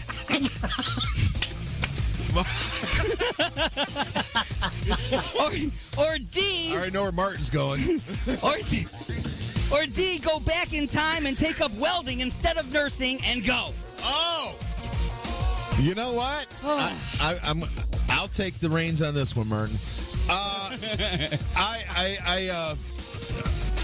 You know what? I think I could pull off a welding mask. I'm gonna go back. You're going back in time. I'm going back in time.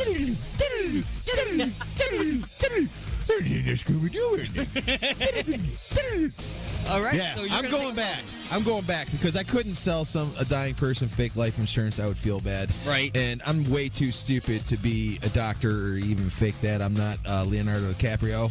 And yeah, I'm thinking I'm just going to start a new trade. Okay. And Matt Martin. Well, I'm going to go with option number C, I think. What was option C? What was? Oh, that. Schedule house call sponge baths with Terry Crews. Yeah, that's right. Yeah, I'm going to go with that. I too couldn't do one. That's so not me. You could probably pull off number 2 if you're going to be Dr. Nick. Hi, everybody.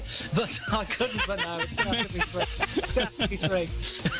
All right. I'm way not smooth enough to fake being a doctor. There's no way. Way not smooth enough. Oh, they see right through me, man. Just scrubs and just pretend.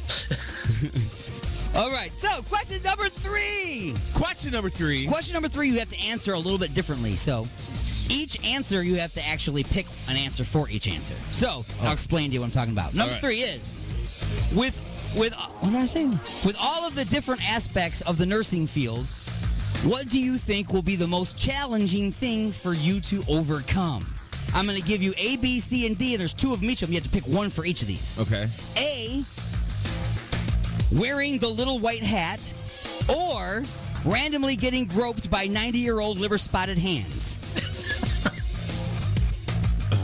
I'm going to go through each of these right now. Go ahead, pick one of those 2. I'm going to pick A. That is A. You got to pick one of those 2 for A. Are you going to be? What's hardest, wearing the little white hat or getting groped by liver-spotted 90-year-old hands? Which would be hardest for you?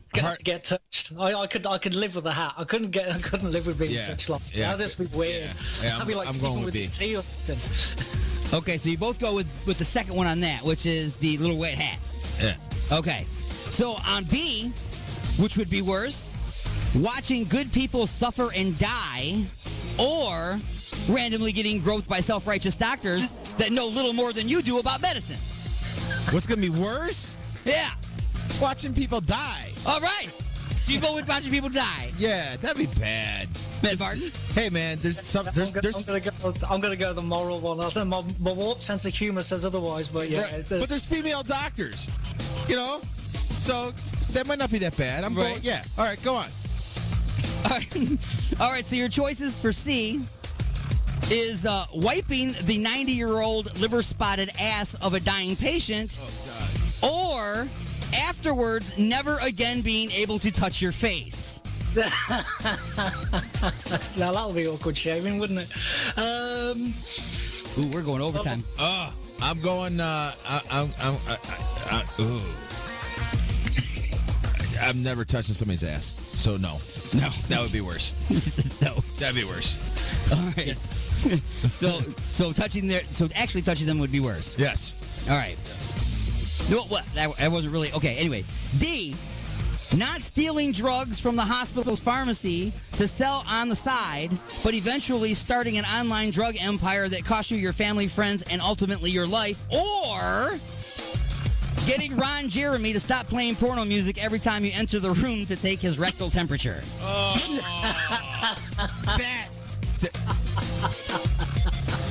I think I could actually live with Knockout! Yes, you just... okay. Ladies and gentlemen, that's been just a few questions for today. We're actually overtime, so we are? Yep. All right. What's worse? Ron Jeremy, by sure, would be the worst. Matt Martin. I think I could live with Ron Jeremy, I think. All right. Going overtime a little bit here. I do want to thank Matt Martin for calling in for just a few questions. Thank you, sir. My what was it? What would you decide on? For what? Co-navigational. Co-navigational assistant. Yes. On Inside the Mothership.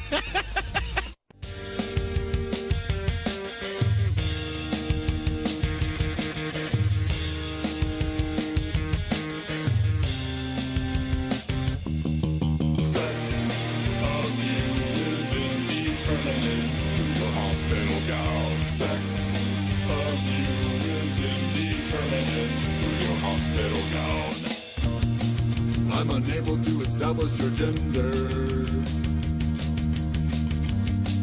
as the garments you wear hang loosely on your frame. You're more androgynous than I remember. I suppose it would help if I could recall your name or your sex. Of you is indeterminate through your hospital gown. Sex of you is indeterminate through your hospital gown. I'm unable to determine your title. Mr. and Mrs. Miss, ma'am, or sir. And now this piece of information is vital. I suppose it would help if there was more that I could infer from your sex. Of you is indeterminate through your hospital gown. Sex of you is indeterminate through your hospital gown. Conflicting feelings getting hard to manage, but I'll keep an open mind and follow my heart. As your doctor, I have a slight advantage.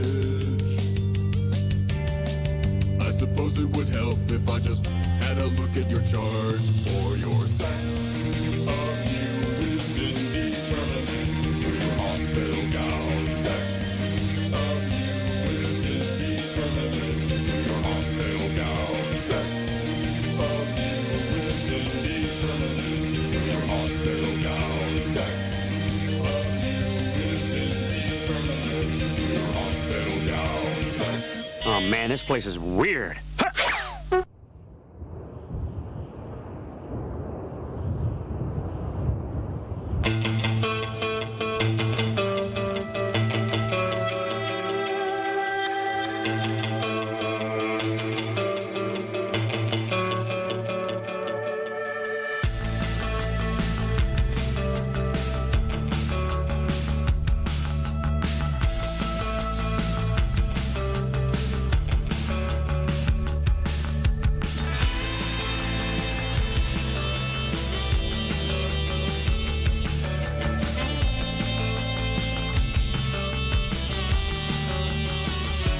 There is a place in the desert where the rain sounds very nervy, knocking and dripping, knocking and dripping. As tears are gathered through rusty, broken stars, and it fills up, and it fills up. Rusty boilers and the walls lie down, coated in wandering yellowish brown. The joining make up desert oblivion, lasting forever in cosmic mobility. It's perfect.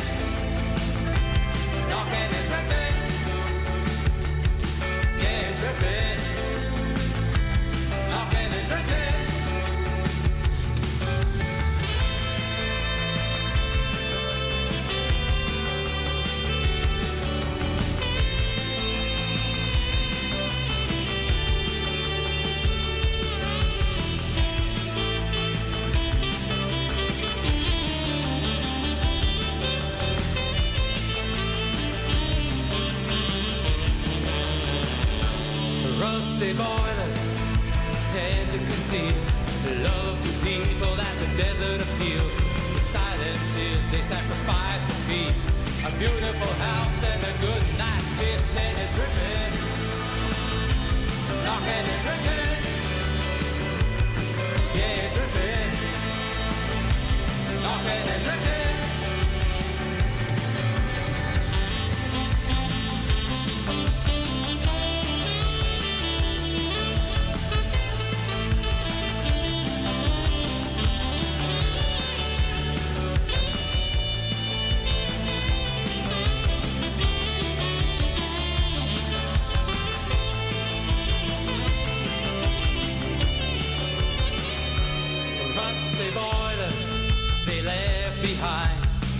Beyond the road at night, two people, silence and tears, of overload and freezing fear, and it's dripping, knocking and dripping. Yeah, it's dripping, knocking and dripping.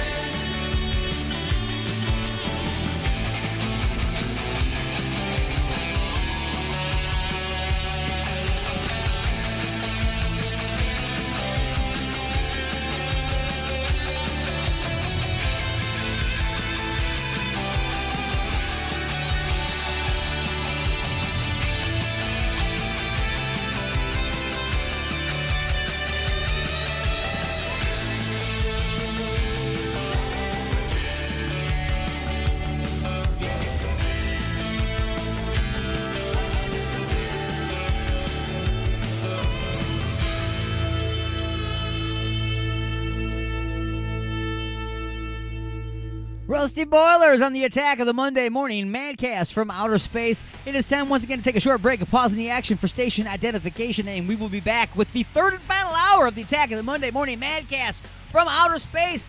Go nowhere. That way I don't have to send out my security team to find you and bring you back.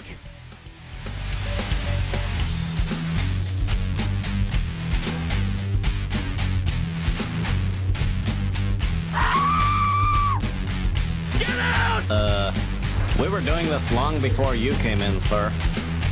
Inside this room, all of my dreams become realities, and some of my realities become dreams.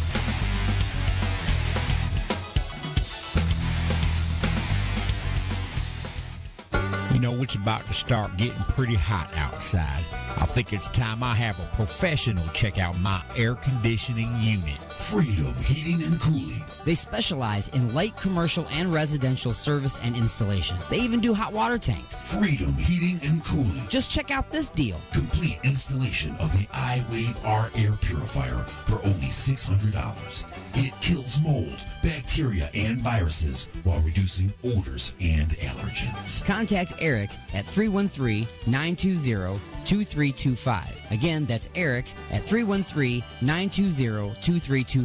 Or get a hold of Dave at 248-345-8196. Again, that's Dave at 248-345-8196. Look for him on Facebook at Freedom Heat Cooling. Call today for a free estimate. Freedom Heating and Cooling.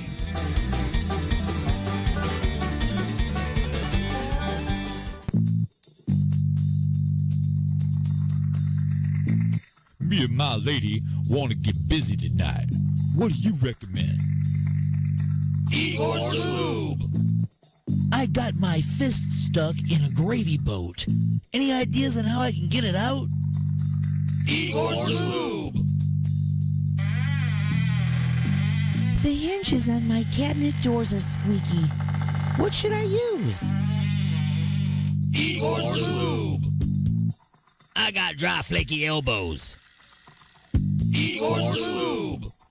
Okay, but what if I'm being held hostage by a supervillain in an underground lair with a ticking time bomb and only seconds left until detonation? What would save me then, huh?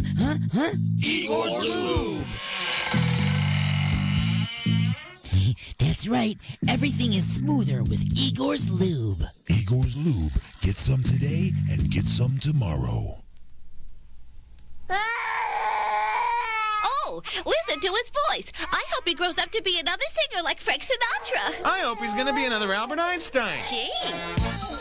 Say, why leave important matters like heredity to chance? Well, now you don't have to. If you buy Crapco's amazing in-home gene splicer from Crapco. Yes, determine the sex, size, and personality of your next child in minutes instead of months. Here's what you get. The Crapco Chromosome Spice of Life Rack, featuring 25 tubes of real designer genes. Yes, it's that slimy goo that makes you you. Pick from brown eyes, blue eyes, boxers, ballerinas, big ears, or big what have you. Never fear, you're the genetic engineer.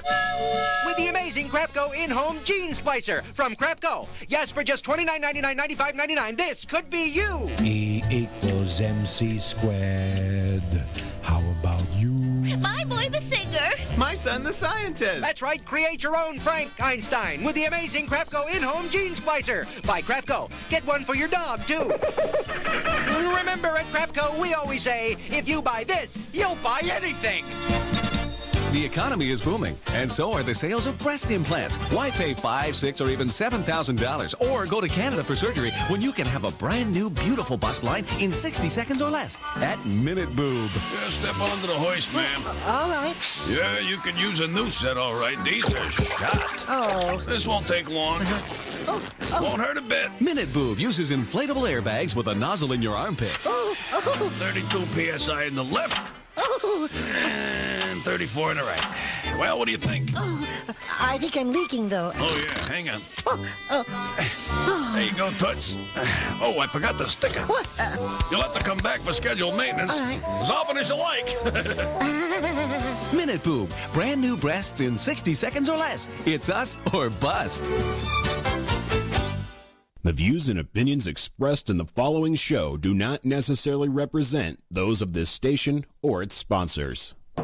Come in. Here's your morning briefing, sir. Yeah, you forgot my toilet tweet. Don't you remember? You're not allowed to tweet anymore, sir. Yeah, I forgot.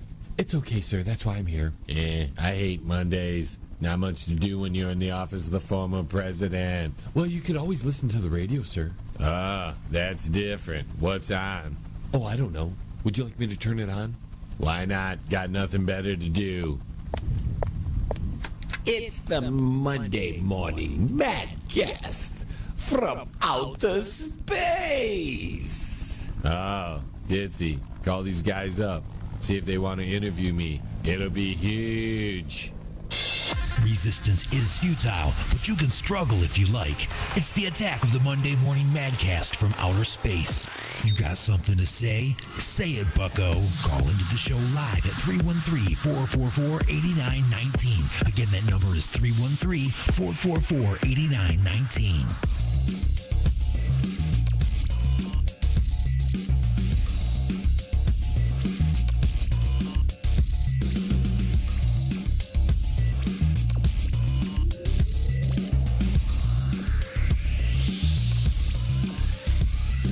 Excuse me while I whip this out.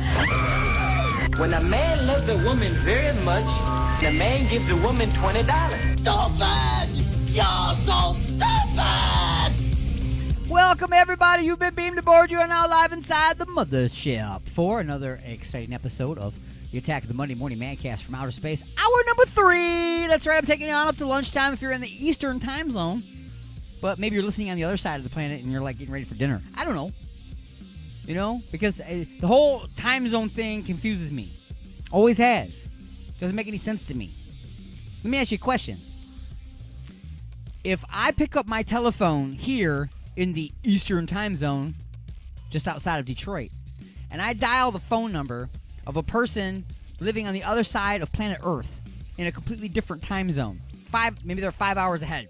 Maybe they're in Australia. I think that's, I don't know, that's like 12 or 13 or so. It's crazy. It's a ridiculous amount of time, okay? Let me ask you a question. Do I have to listen to that phone ring for 5 hours before they pick up the phone? No. You know why? Because now is now. It doesn't matter where you are. Now is now. Just because your clock and your businesses are all synced to a different time does not change the fact that you are experiencing now, right now. The only thing different is the data that you are attributing it to, and that's what's coming from the clock and the fact that Walmart isn't open yet or is getting ready to close instead of what it is on the other side of the planet. Okay? Now is now. It confuses me. And I just got totally lost on that. Anyway, folks, welcome to the Attack of the Monday Morning Madcast from Outer Space as we are in hour number 3. Now. Right now. All right, folks. Coming up, the remainder of this show, we got more music for your Vajir holes. Sports from the Prospect. Perhaps maybe Man Law? I don't know, because we have to squeeze in the brand spanking new episode of Just a Few Questions. Little School of Slashers. It aired live during Inside the Mothership, which happens at 12 noon Eastern. Each and every Sunday, where we'll sell you the whole seat, but you'll only need the edge. Right here on Alien X Radio and our fantastic affiliates. Speaking of which, we are broadcasting live from the other side of Planet Chaos directly into your Vajir holes on Alien X Radio, Raw Talk Online, UG Media, the Lime City Radio Network, J. Parker Radio, United Talk Radio, Sword Radio, and the Western Reserve Digital Radio Network. And in syndication and replay around the world on stations like 920 WON The Apple, 24.7 The Stream, 97.1 KGSB-FM Gas Smashed Radio, the IRN Internet Radio Network, WRFN 1025, WRPR Rat Pack Radio, United Sounds Choice Radio, Prodcore Radio, Pure Rock Radio, Good Talk Radio, Mile High Radio, and K89. See how easy I say it when I go that way on the list? When I try to read it backwards, I'm stumbling and flipping and falling and everything else. So I guess I'm going to jail for a DUI if I ever get pulled over and he says, do your alphabet backwards. What? I don't think so. It took me 50 years of my life to be able to sing the song properly in the right direction. Now you want me to sing backwards? That's right. Some people have to actually sing to do that. Like me. Anyway, folks, music for the Vajir holes right now from the Creepy Chaos. It's the end of the line on the Attack of the Monday Morning Madcast from Outer Space.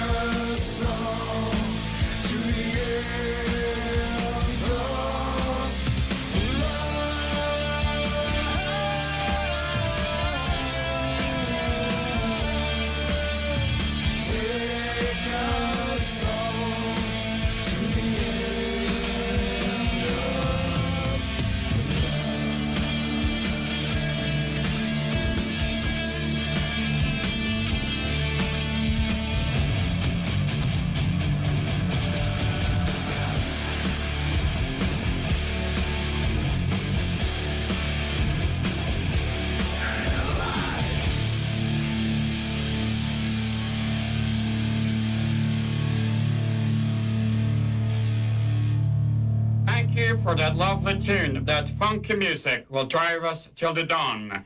Let's go, let's boogaloo till we puke. We're going out tonight. We're going out tonight.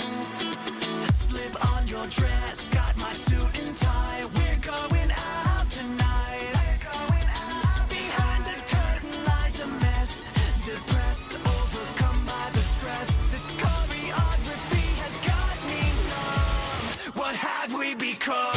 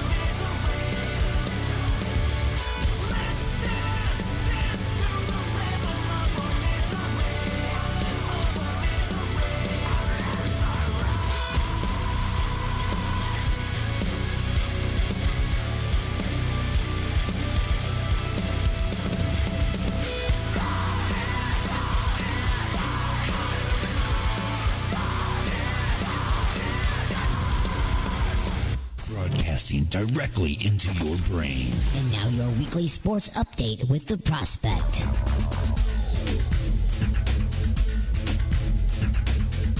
Hello everyone and welcome to the weekly sports update with the Prospect on Alien X Radio. As I mentioned last week, Las Vegas Raiders coach John Gruden has had some incriminating emails surfaced from back in 2011 that was very racist and misogynistic, and many have demanded for the organization to take action, calling for his resignation. Well, as quickly as those calls poured in, he has formally resigned. That's right, Gruden is officially out as head coach of the Raiders. In a statement, he thanked the team and indicated that he knew when it was time to step away, saying, quote, "I love the Raiders and didn't want to be a distraction. I'm sorry and I never meant to hurt anyone," end quote. Team owner Mark Davis accepted the resignation, and assistant coach Rick Biasca has been promoted to interim head coach for the time being. It's worth noting that since the news broke out, Davis has not commented on the matter, saying, quote, "Ask the NFL, they have all the answers," end quote. As discovered and reported by the New York Times, the disparaging emails were sent way before he took the reins of the Raiders, back when he was an analyst for Monday Night Football in 2011. Inside, he mentioned Commissioner Roger Goodell that Jeff Fisher, then coach of the St. Louis Rams, shouldn't draft queers, referencing Michael Sam, who came out as gay. ESPN, the station that employed Gruden for Monday Night Football, released a statement calling his comments, quote, clearly repugnant, but wouldn't say whether they would rehire him in the future. As it stands, there were no other emails sent in that time frame with that kind of foul language. Other teams are safe for the most part. But the nature of the content was surrounding the Washington football team and its investigation of sexual harassment and unsafe work conditions, so the proverbial Pandora's box was opened in this situation. Deals surrounding the NBA, players reluctantly adhering to the league and subsequently the city's vaccine mandate. The league is trying to avoid a disaster similar to the season when the pandemic broke out by having their players take precautions to prevent another outbreak, resulting in a bubble season. While some players are agreeing to the shot, one player, Kyrie Irving, is taking a stand against it. It may cost him a spot with the Brooklyn Nets. Point guard has been a staunch defender of the rules, and because of this, Irving will not be able to join the team in their home game. I understand that he is not pro or anti-vaccine, or making this a political issue. He just simply doesn't want to take it. I will keep you updated on what this means for him and the team going forward. Well, tune in next week for more sports. Alien X Radio, I'm the Prospect. Say until next time, Prospect.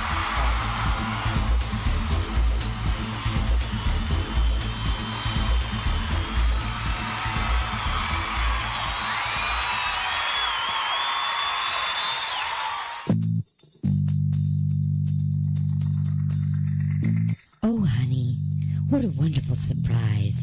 A dozen roses and chocolates, a candlelit dinner, and now champagne and strawberries by the fire. You're so romantic. What do you say we get a little closer?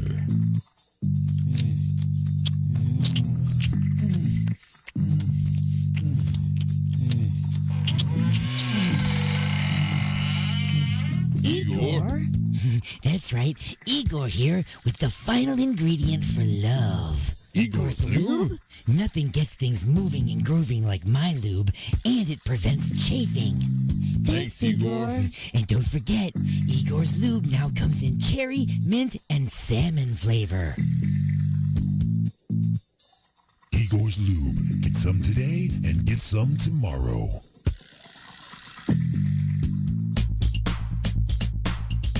With the weather quickly changing, it might be a good time to have your furnace or air conditioner checked out by a professional. Freedom Heating and Cooling. They specialize in light commercial and residential service and installation. They even do hot water tanks. Freedom Heating and Cooling. Just check out this deal. Complete installation of the iWave R air purifier for only $600. It kills mold, bacteria, and viruses while reducing odors and allergens. Contact Eric at 313-920-2325. Again, that's Eric at 313-920-2325. Or get a hold of Dave at 248-345-8196. Again, that's Dave at 248-345-8196. Look for him on Facebook at Freedom Heat Cool.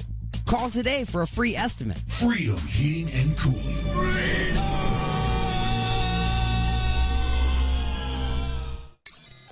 Broadcasting from the dark side of the moon. Alien X Radio.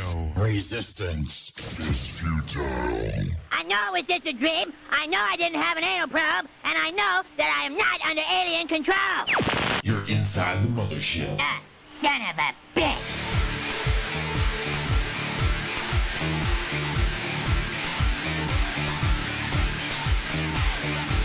This is my boomstick.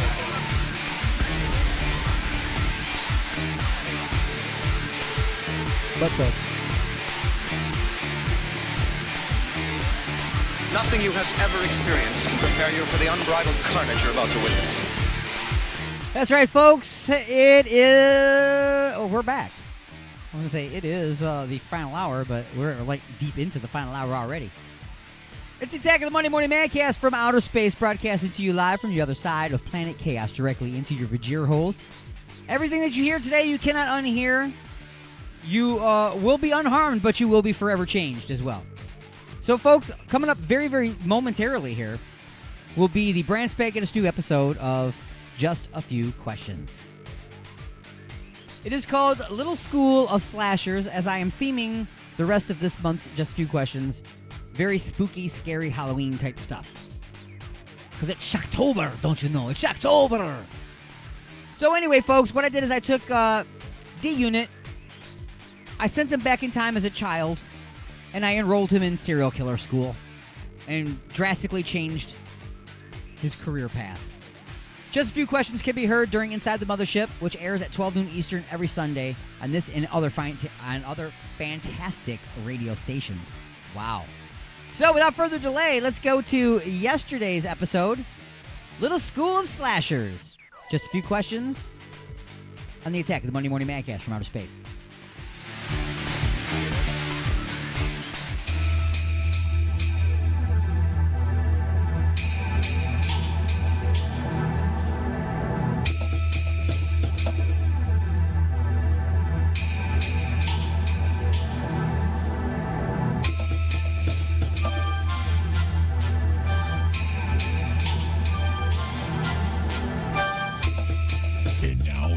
To answer just a few questions.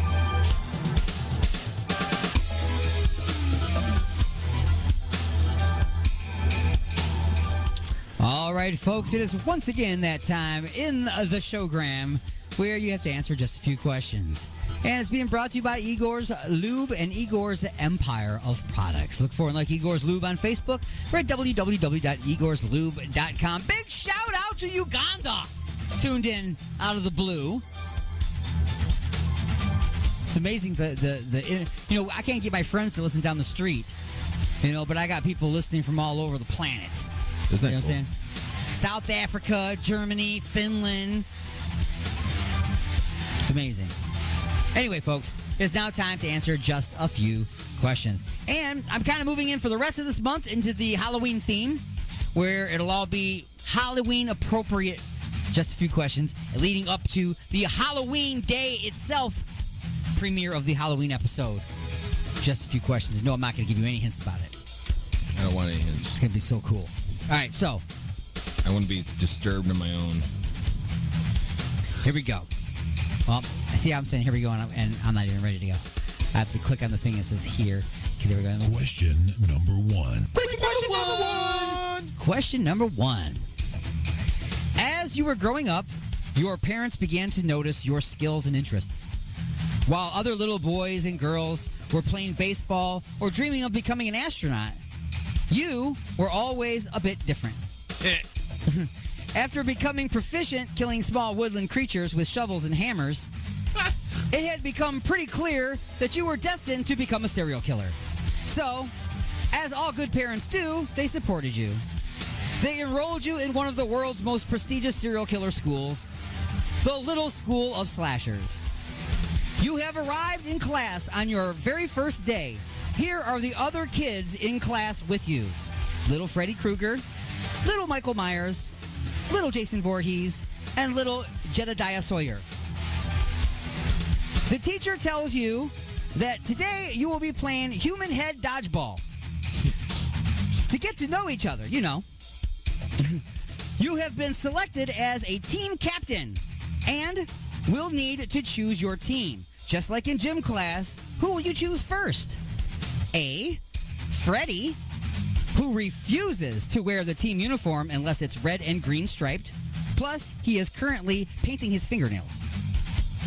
B, Michael, who just stares at you every time you say hello.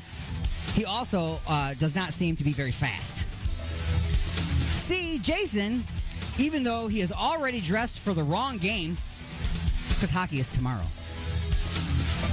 Wah, wah. Or D, Jedediah is the fat kid in class that no one wants on their team. He's sitting in the corner with a hoodie over his head, intensely sewing something for home economics. There's a wild card answer, and what would you like to do? Picking for dodgeball. Human head dodgeball. Human head dodgeball. You got Freddy that would be catching with some knives. You got Jason that would be catching things with a machete. And Michael Myers would be... He thinks it's hockey day, though. Right. And Michael Myers would be catching things with a kitchen knife. Then you got the fat guy. Yep. Just chilling. He's sewing something in the corner. Couldn't catch a cold. Probably not.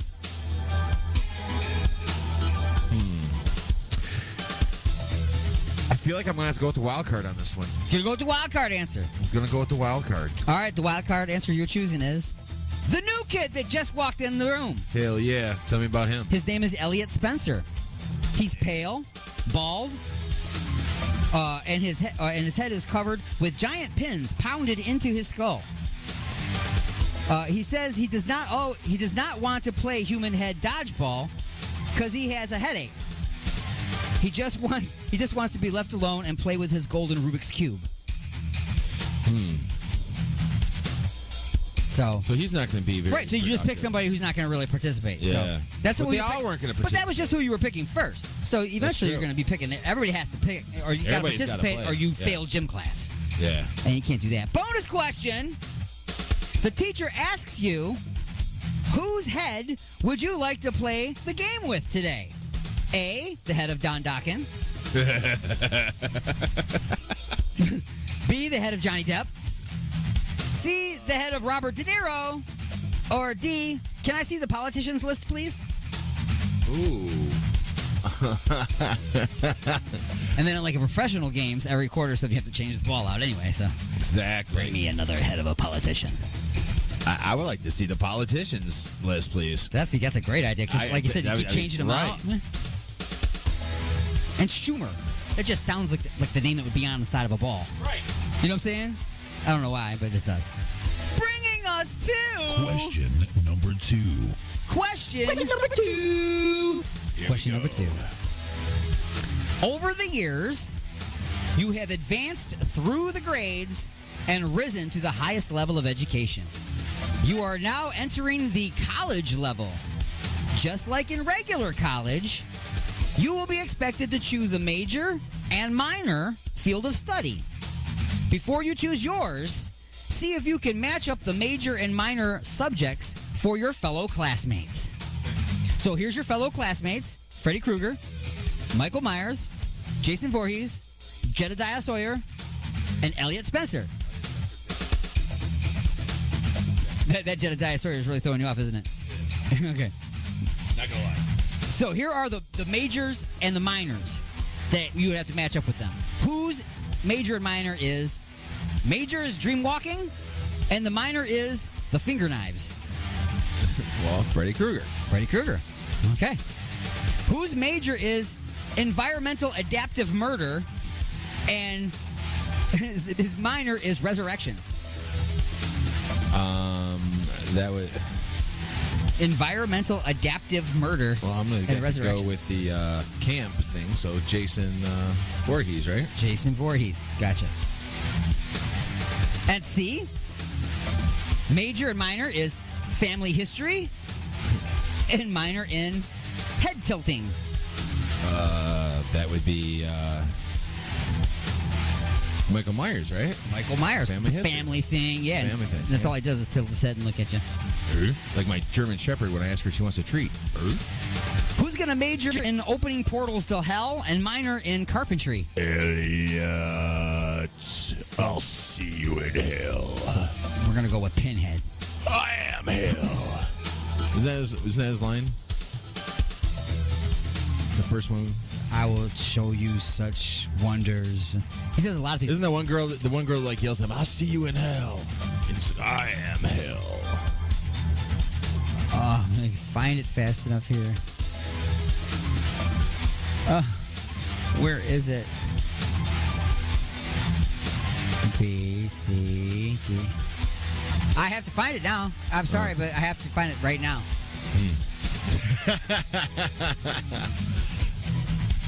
Okay, so the guy's name that played him is Doug Bradley. Dude. And where is this thing at? It's in tags. I'm not finding it. Tags. You got a drop? Yeah, I interviewed Doug Bradley. Oh my gosh, this should have been a segment today. So here I did a huge interview with Doug Bradley back in the day. This is Doug Bradley here.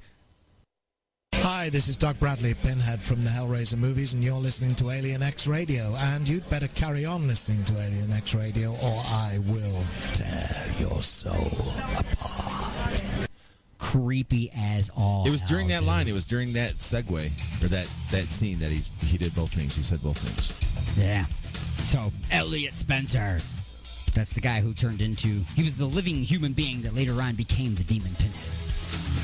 Played by Doug Bradley. Gotcha. Which leaves us to who is going to major in home economics and minor in small engine repair. The new guy. No, the new guy was Elliot Spencer. Oh yeah. So yeah, what's his name? Jedediah Sawyer. My pen stopped working. It sucks. Oh well. So now it's time to think about yourself. What kind of serial killer do you want to be, and how do you want to operate? Now you must choose your own major and minor. Remember, this will be your future serial killer career path. Here are your courses. The first one's your major, the second one's your minor. A, deception and disguises, with a minor in computer hacking. B is biology and butchery, with a minor in waste disposal. C, your major is meat processing and packing, with a minor in culinary arts. D, your major is the psychology of fear, and your minor is gaslighting. And E, your major is crime scene biohazard control, and your minor is French. French. I kind of like that one. There's a lot of choices to go with this one. And you can always make up your own courses, remember? You can mix and match them. You don't have to. What was D? D is the psychology of fear and gaslighting. Remember, gaslighting is talking to somebody in a way that makes them question reality and start thinking in a way that isn't real. I kind of like that. So manipulation. Yeah. Yeah. Okay, so you could be that kind of serial killer. Yeah. Gotcha. Listen, dude. So definitely gaslighting. Crossways for attentions, dude. Up and down for results. Mess with people's heads. The psychology of fear. That sounds like a great book. This probably is a book. Probably is now, yeah. Stealing my ideas. Add it to the list. Continuing along, you also had to take a class in body dumping locations. Oh. According to the textbook, which of these are good places to dump a body and which are not so good? So I'll tell you the place, and you say, is it a good place to dump a body or a bad place to dump a body? Why do I got a feeling? Okay, go ahead. A, buried in a hole somewhere in the desert. That'd be a good way. That's always a good way. Who the hell's going to go out there digging around randomly in the sand? Yeah, it's hot as hell out there. That's right. Yeah, exactly. It's hot as hell out there. Go out searching for shit. B, tied to an anchor at the bottom of a lake. I would say that would be a good way to go. Yeah, I almost put down a lake or river, but I think a river would be a bad idea because the current might eventually dislodge the body. Lake Placid, where there's big crocodile. Yeah, they could feed off it down there. Yeah. Yeah, good idea. Good deal. C, a public swimming pool during business hours. Oh, that would be bad. That'd be bad. Not a good place. That'd be a bad idea. The guy, what's his name? I want to call him a life preserver. He's not a life preserver. The lifeguard. He'll jump in and try to save him. Give him mouth to mouth. His throat's already cut. It's no good. No good. D, in a cement foundation of a new construction project. That's what happened to Jimmy Hoffa. No, I think he went into sausages. Didn't they take him to the sausage factory? Well, Jimmy Dean. Who knows? They changed the name and everything. Wow. It's crazy. Jimmy yes, that would be a good place. Yeah, it's a pretty good place. E, church during morning mass. Not a good place. Not a good place. Unless it's like maybe there's a funeral going on and you could hide the body in the casket with the other body. Yeah, but then what are you going to do with the other body? it's just a heavy casket then. Ooh. They're together. Ooh. Like, man, this guy got heavy when he died. I don't think that would work. No, probably not. It's a bad idea. F. A Walmart dumpster on Black Friday. Not a good spot. Probably not. It's probably going to be full. It would probably be full. It'd be already full, so you just have to like lean them up against the dumpster. Right. And the you garbage don't men want, get mad and you about don't that. want them to be like the bottom of the dumpster. You know what I'm saying? So, like, if you got an empty dumpster, you don't want a dead body in there and then a bunch of other stuff, because then when it gets dumped out, it's going to be on top and they'll see it. You kind of want it in the middle. Right. So then you got to use caution when people, when it's halfway full, you dump the body, and then who's else is dumping stuff in the dumpster and who's going to see it. So you want to find a place that has their trash dumpsters picked up at the end of the week and make sure you dump your body midweek. Gotcha. Good advice. And the last one, a Chick-fil-A dumpster on Sunday. Oh, that would probably be a good side. Because there's nobody there. Yeah. Chick-fil-A's closed on Sunday. Is it really? Yeah, you can't go on Chick-fil-A. They just opened up another one. Yeah, not on Sunday. Yeah, down the street. It's not open today. Nope. Nope. Bonus question. What's better? Wait, let me see this. Okay. What's better for a blood stain on your shirt? A, pre-soak and use dish soap to hand wash it. Or B, just keep stabbing until the entire shirt is the same shade of crimson. Now stop buying white t-shirts. Definitely B. Just keep going until it's all the same color. Yep. Just turn into the skid. Yep. That's a good way to say it. It's called blood tie-dye. Blood tie-dye. Like you tie him up and then he dies and the blood changes the color of your shirt. I got you. I see where you're going with that. Good. Good job out of me. Give myself 2 thumbs up. Bringing us to Question number 3. Oh, question number 3. Question number 3. You have graduated. No. And are now ready to start your career as a serial killer. But before you do, you must develop your own persona. You need to be your own serial killer. Don't start picking up chicks in a VW Bug, because that was Ted Bundy's thing. Don't dress like a clown, because that was Gacy's thing. Don't go around eating your victims, because that was Dahmer's thing. Besides, that's a bit messed up, even for you. Let's develop your own persona. I'm going to do it in a Camaro. Your weapon... Beat you to the pigs.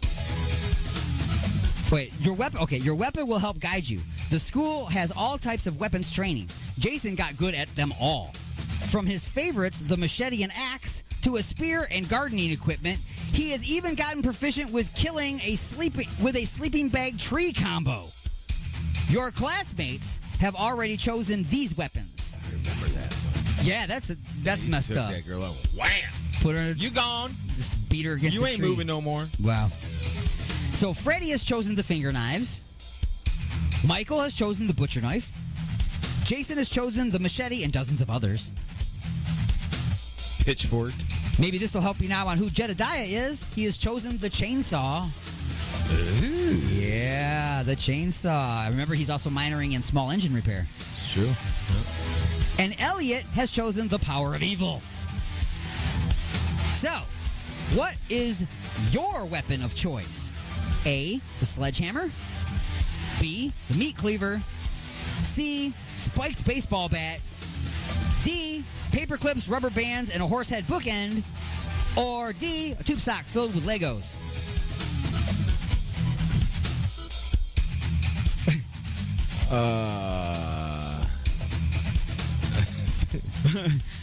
Tube sock full of Legos isn't really going to help out as much as far as murder. If I wanted to, like, cause some pain and some torture, that would be the way to go. For sure, dude. Along with the other one, too. What was the one right before that one? Paper clips, rubber bands, and horsehead bookend. Yeah, that's more torture than actual murder. As the other stuff, you can actually, like, strike some. I'm kind of like in the baseball bat with the spikes. The spikes on it. Cool. Actually, can I have the? I'm gonna make up my own answer. Sure. You can always do that. I want the Reaper pull. Ah, you're gonna get a sickle. Yeah, sickle. Sweet. Hell yeah. You go reaping. Hell yeah, brother. Nice. Okay. So they go away. I just like, and therefore, That's how we get the heads for dodgeball. Ah, there you go, man. It's got a little side business there. Reaper Sickle for 1,000, Alien Stone. All right. What type of mask will you wear? A, human skin. B, surgical. C, black leather, whole head mask with a zipper mouth. None, or make up your own.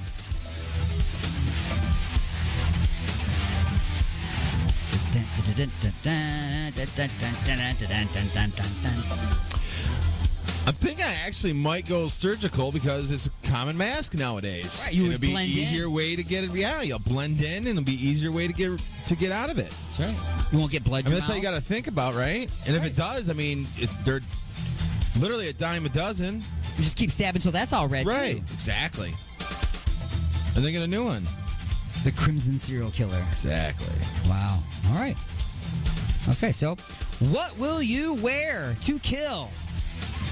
What will be your outfit? A yellow jumpsuit.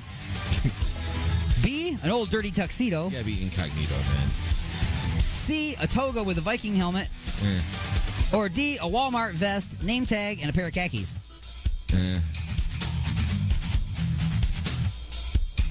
I'm kind of digging the old tuxedo look. Old I can dirty picture tuxedo? that. Ogre tuxedo. Freaking the sickle. Yeah, okay. Old dirty tuxedo. Surgical mask. You Sickle. know? All right. No bow tie. Bow tie hanging down. You know, untie gotta type loosen thing. it up, yeah, got to loosen it up. Relax when you're swinging the sickle. With tails. It's got to be a tail tux, though. Gotcha. Total Steve Perry look. And, of course, it's going to be crimson red because it's going to get all splattered. Yes. Yes. Crushed crimson. Crushed crimson velvet. Yes. Crushed velvet, crimson red tuxedo. Okay. Now. With the Reaper sickle. With the of course. That's your weapon. Now, where will you operate? A, deep in the woods. No. B, the heart of the city. C, traveling from Walmart to Walmart nationwide. Or D, in the Chuck E. Cheese bouncy house. You can always make up your own answers. And here's what I'm thinking. If I was to be a serial killer, and this could probably be, I would like to be known as the Walmart killer. Going in Walmart, and because you look like somebody just shopping. Right. But I'd want to get that freaking particular person that like is either dressed like they shouldn't be in there, like, all you people wearing pajamas. So you can write it Or off in all your the head like you're Karens. helping out. Yeah, or all the Karens or whatever. Exactly. It'd be like a Dexter thing, but different. And then all the people, all the people that act up in Walmart, they could be the victims. Or the fat bitches with their ass hanging out all the time, wearing their 3-day-old pajama pants. With their blue pants that say pink on the ass? Yeah. They're blue. Yeah. And they say pink. Yeah. Written in red. It's crazy. Whatever. It's crazy. That's what they're telling you is in the center. It's pink in the center. Pink in the center. Nah, most of them, it's not anymore. Yeah. All right, so that's where you're going to operate. You're going to be traveling from Walmart to Walmart nationwide. Who will be your intended victims? You just said. So I'm going to still go. D is blank, so we'll put that in there. What are the other ones? Maybe I'll broaden my horizons. Teenagers having sex. No. Let them be. Singles in bars. No. Rich assholes. Then I didn't put nothing down for D, which we're going to say is the problematic Walmart customers. And or check the politicians list. And this one says, may I see the politicians list, please? Yes, I'm so good. It absolutely says that. Hell yeah, brother. So what you going to choose, that one? All of the above? What? Or are you going to go with yours? I'm going to go with mine and the politicians list. Politicians and the problematic for the backup, Walmart just in customers. case Walmart is closed for Christmas. Bonus question. Bonus question. Will you adopt a cool cereal name like the Boston Strangler? Or just start using your first, middle, and last name like most of them do? If you adopt a cool serial killer name, what would it be?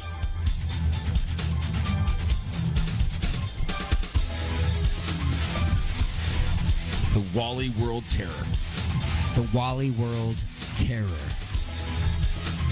Terror. Terror. Terror. Put a couple extra or terror. Bad guy. Yes. Gotcha. Hashtag go to Myers. Go to Myers. Bringing us to lightning strikes. You got this crimson, old-timey tuxedo with tails. You got a sickle, a surgical mask, also splattered with blood, and you're traveling. I'm assuming maybe Uber because you don't have a car. Ubering from Walmart to Walmart, going in and looking for the most wackadoo, ridiculous customer that is upsetting everyone around them. Dude, I just chopping their head off, taking it back and donating it to the school for human head dodgeball play. I'm detecting one of these corny ass like Halloween movies should be writing all this stuff down. Every one of these is a corny ass. That's what I'm saying. So, here we go with lightning strikes. True or false?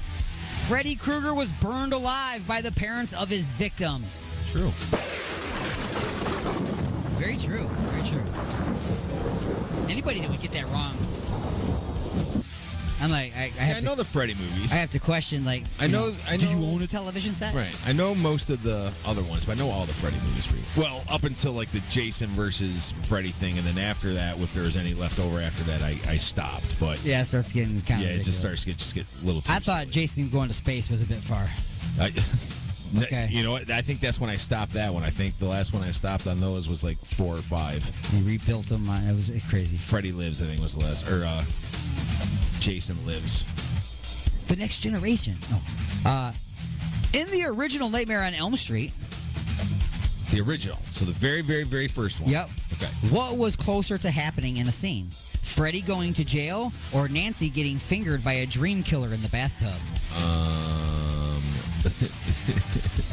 Nancy getting fingered by a dream. Yeah, that came real close. Even the remake of the original one had that scene in there. They left that in.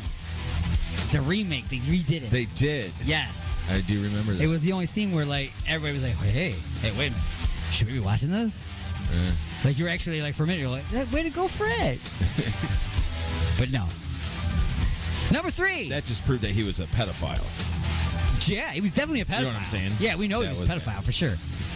Number 3, true or false? Leatherface made his masks out of construction paper and glued on rhinestones for sparkle and flair. False. That is false. Human skin. Human skin. He would cut faces off and sew them together. Yeah. It's like a part of it went bad, he just cut off another face and stitched it together and put makeup on it. The original one, he put makeup on it. Yep. So. Oh, crap. I don't have that. Or was it a woman's face? Well, the woman had some really bad makeup on, is all I'm saying. Well. You must decide. Dun, dun, dun. Dun, dun, dun.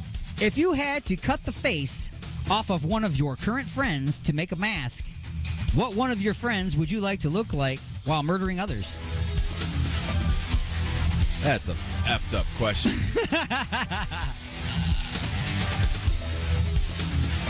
You go out murdering people. Who do you want to look like as of your friends? You have to harvest his face. You want to know what's funny? Is yesterday at the wedding, I got called Jay like 8 times. Oh, gotcha. Okay. So obviously I wouldn't cut his face off because it'd be obviously no be a wash. Difference. Right, it'd be kind of a wash. Are you Jay? No, I'm D. No, stab. Right. Thanks for helping me with my shirt.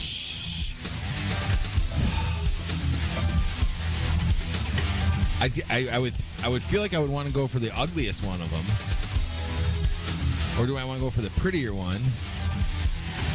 No, how you answer this question, someone's gonna not like you. I know. Like, either you want to cut my face off, I'm ugly, or I'm pretty. Which is it?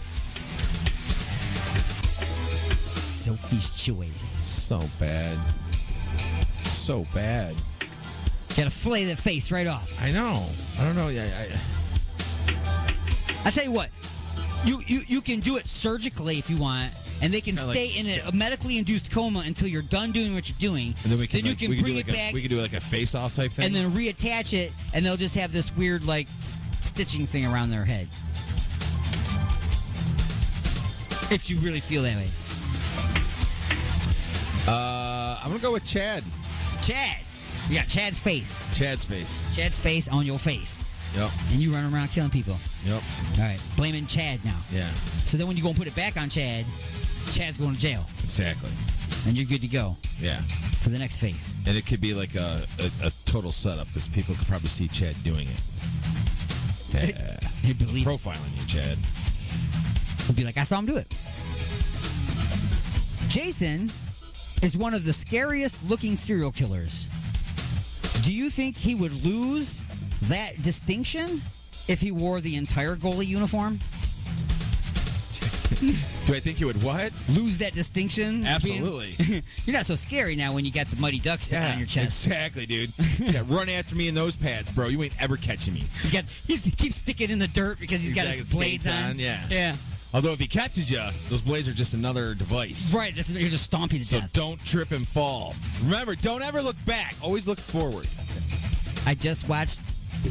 I was watching movies all day yesterday, and every single one of them had the chick running and falling within like 12 steps. Yeah. Within 12 steps. It's like your first day running. Right. In heels. In the woods. Actually, she was almost naked. Just saying. Still, it's a requirement. You have to fall. Right. Actually, if I was running barefoot through the woods, I probably would fall. Yeah, that shit hurts. Yeah. That'd be all messed up. That'd be worse than Legos. Well, that's your fault for being in the woods barefoot. Yeah, what the hell? Well, she was in a tent, getting ready to, Yeah. back to the teenagers having sex thing. Still always leave your socks on. Gotcha. So, what is the first name of the serial killer in the original Friday the 13th movie? The first name? The first name of the killer in the original Friday the 13th movie. It was Jason's mom. I don't remember what her name was, though. I'm going to give you half a point on that because you did say Jason's mom. It bothers me so much that people still, for some reason, don't know that it was Jason's mom. They don't get it. I don't remember. Like, what how her do you name not get it? Mrs. Voorhees. Ha! But that's not her first name. But I'm going to give it to you anyway because her first name was Pamela. Pamela Voorhees with her blue turtleneck shirt. Yes, the turtleneck. And she got beheaded on the beach. And the blonde hair and the red lipstick. Yep. Shot. Head came right off. And then little Jason Voorhees was watching from in the lake. Played by Ari Lehman, by the way. Yeah. Who also was on my show. Didn't he recently pass away? Ari Lehman? No. No? Okay. No. He's touring around in his band called First Jason and selling his slasher sauce. Badass. Yep. I just did that one. True or false? The mask worn by Michael Myers is supposed to be Data from Star Trek The Next Generation. That is a big false. It's actually the guy who just went up in space this past week, Mr. William Shatner. Yes, and Captain Kirk. And I believe he did Shatner. He did he? I would have sharded. I would have. I'm just saying, man. I love that there's a picture of him when he's up on space. He's holding a sign. It says, "Suck it, Picard." Oh, I love it. Anyway, That was good and done in very funny, tasteful manner. Yeah.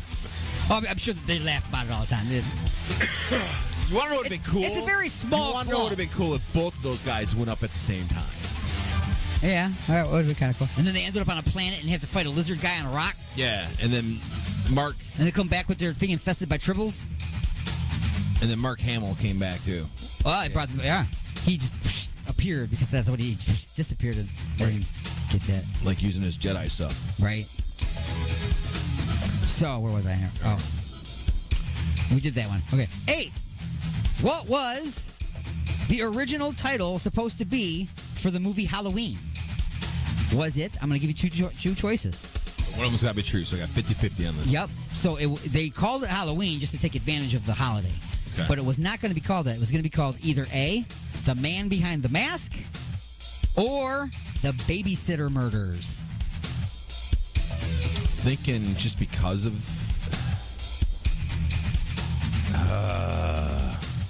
the Babysitter Murder sounds too made up, so I gotta go with The Man Behind the Mask. And I'm guessing on this because I don't know. It is really The Babysitter Murders? The Babysitter Murders. You see why it was great. There's only one babysitter, though. There was like, I'm sure there was no debate. I'm sure that's as far as it went right there. So he went, babysitter murders, there's only one babysitter. Oh. And then they kill a bunch of other people. Oh, okay. So it happens on Halloween, right? Yeah, why don't we call it that? The teenage killer behind the mask. And then that was it. Bam, done. They took it and ran with it. And then the slasher genre was born. You know what I'm saying? Was that out before Friday the 13th? I've looked it up before, and I'm not positive. I think that Halloween hit right before. I think, but I'm not positive. I could be totally wrong. Anybody knows? Please call us. Give us a call. Straighten us out. True or false? Pinhead, much like Candyman, can't get you unless you summon him. True. That is You got to be able to open up that box. That's right. And then that opens up the portal that brings him out. Yeah. And then he starts torturing you. Yeah, you're having a bad day if you figure that thing out. Yeah. That's, you don't want... You know what? Honestly, even if you solve the Rubik's Cube, it's not that great for you. You'll be branded a nerd forever.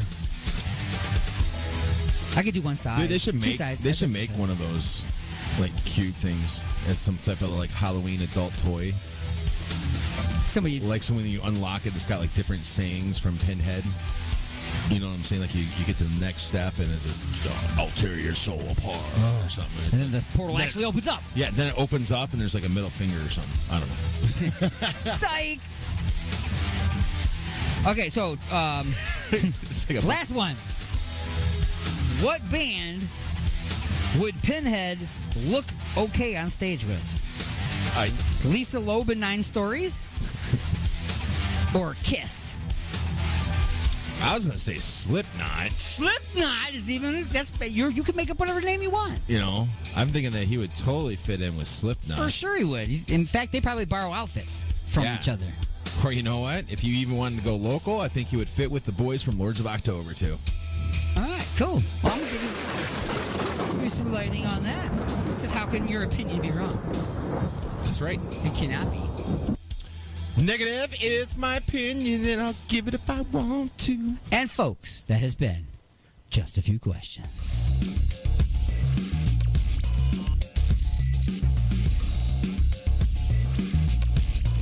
That's right, folks. That's a little segment we call Just a Few Questions.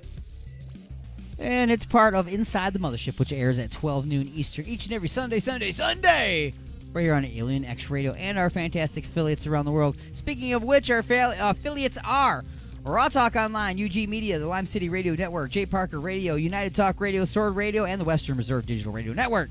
And syndication and replay around the world on 920 WON, the Apple 24.7, the Stream 97.1, KGSB-FM Get Smashed Radio, the IRN Internet Radio Network, WRFN 1025, WRPR Rat Pack Radio, United Sounds Choice Radio, Proudcore Radio, Pure Rock Radio, Good Talk Radio, Mile High Radio, and K89. Wherever in the world it is that you tune in and listen to this broadcast, if you have any questions, comments, complaints, or nude photos that you would like me to have, then by all means, please send an email to alienstone@alienxradio.com. Again, that's alienstone@alienxradio.com. Bands, I need some music. Some good music. Attach an MP3 or a credible download link to an email and send it to newmusic@alienxradio.com. Again, that's newmusic@alienxradio.com for consideration for airplay. Until next time, this is Alien Stone saying peace out, Earthlings.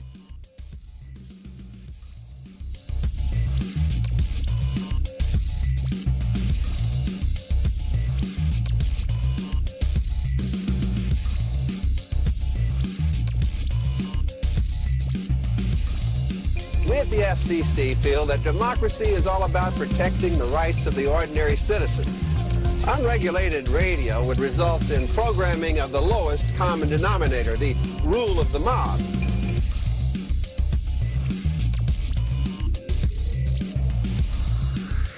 What do you know from funny, you bastard?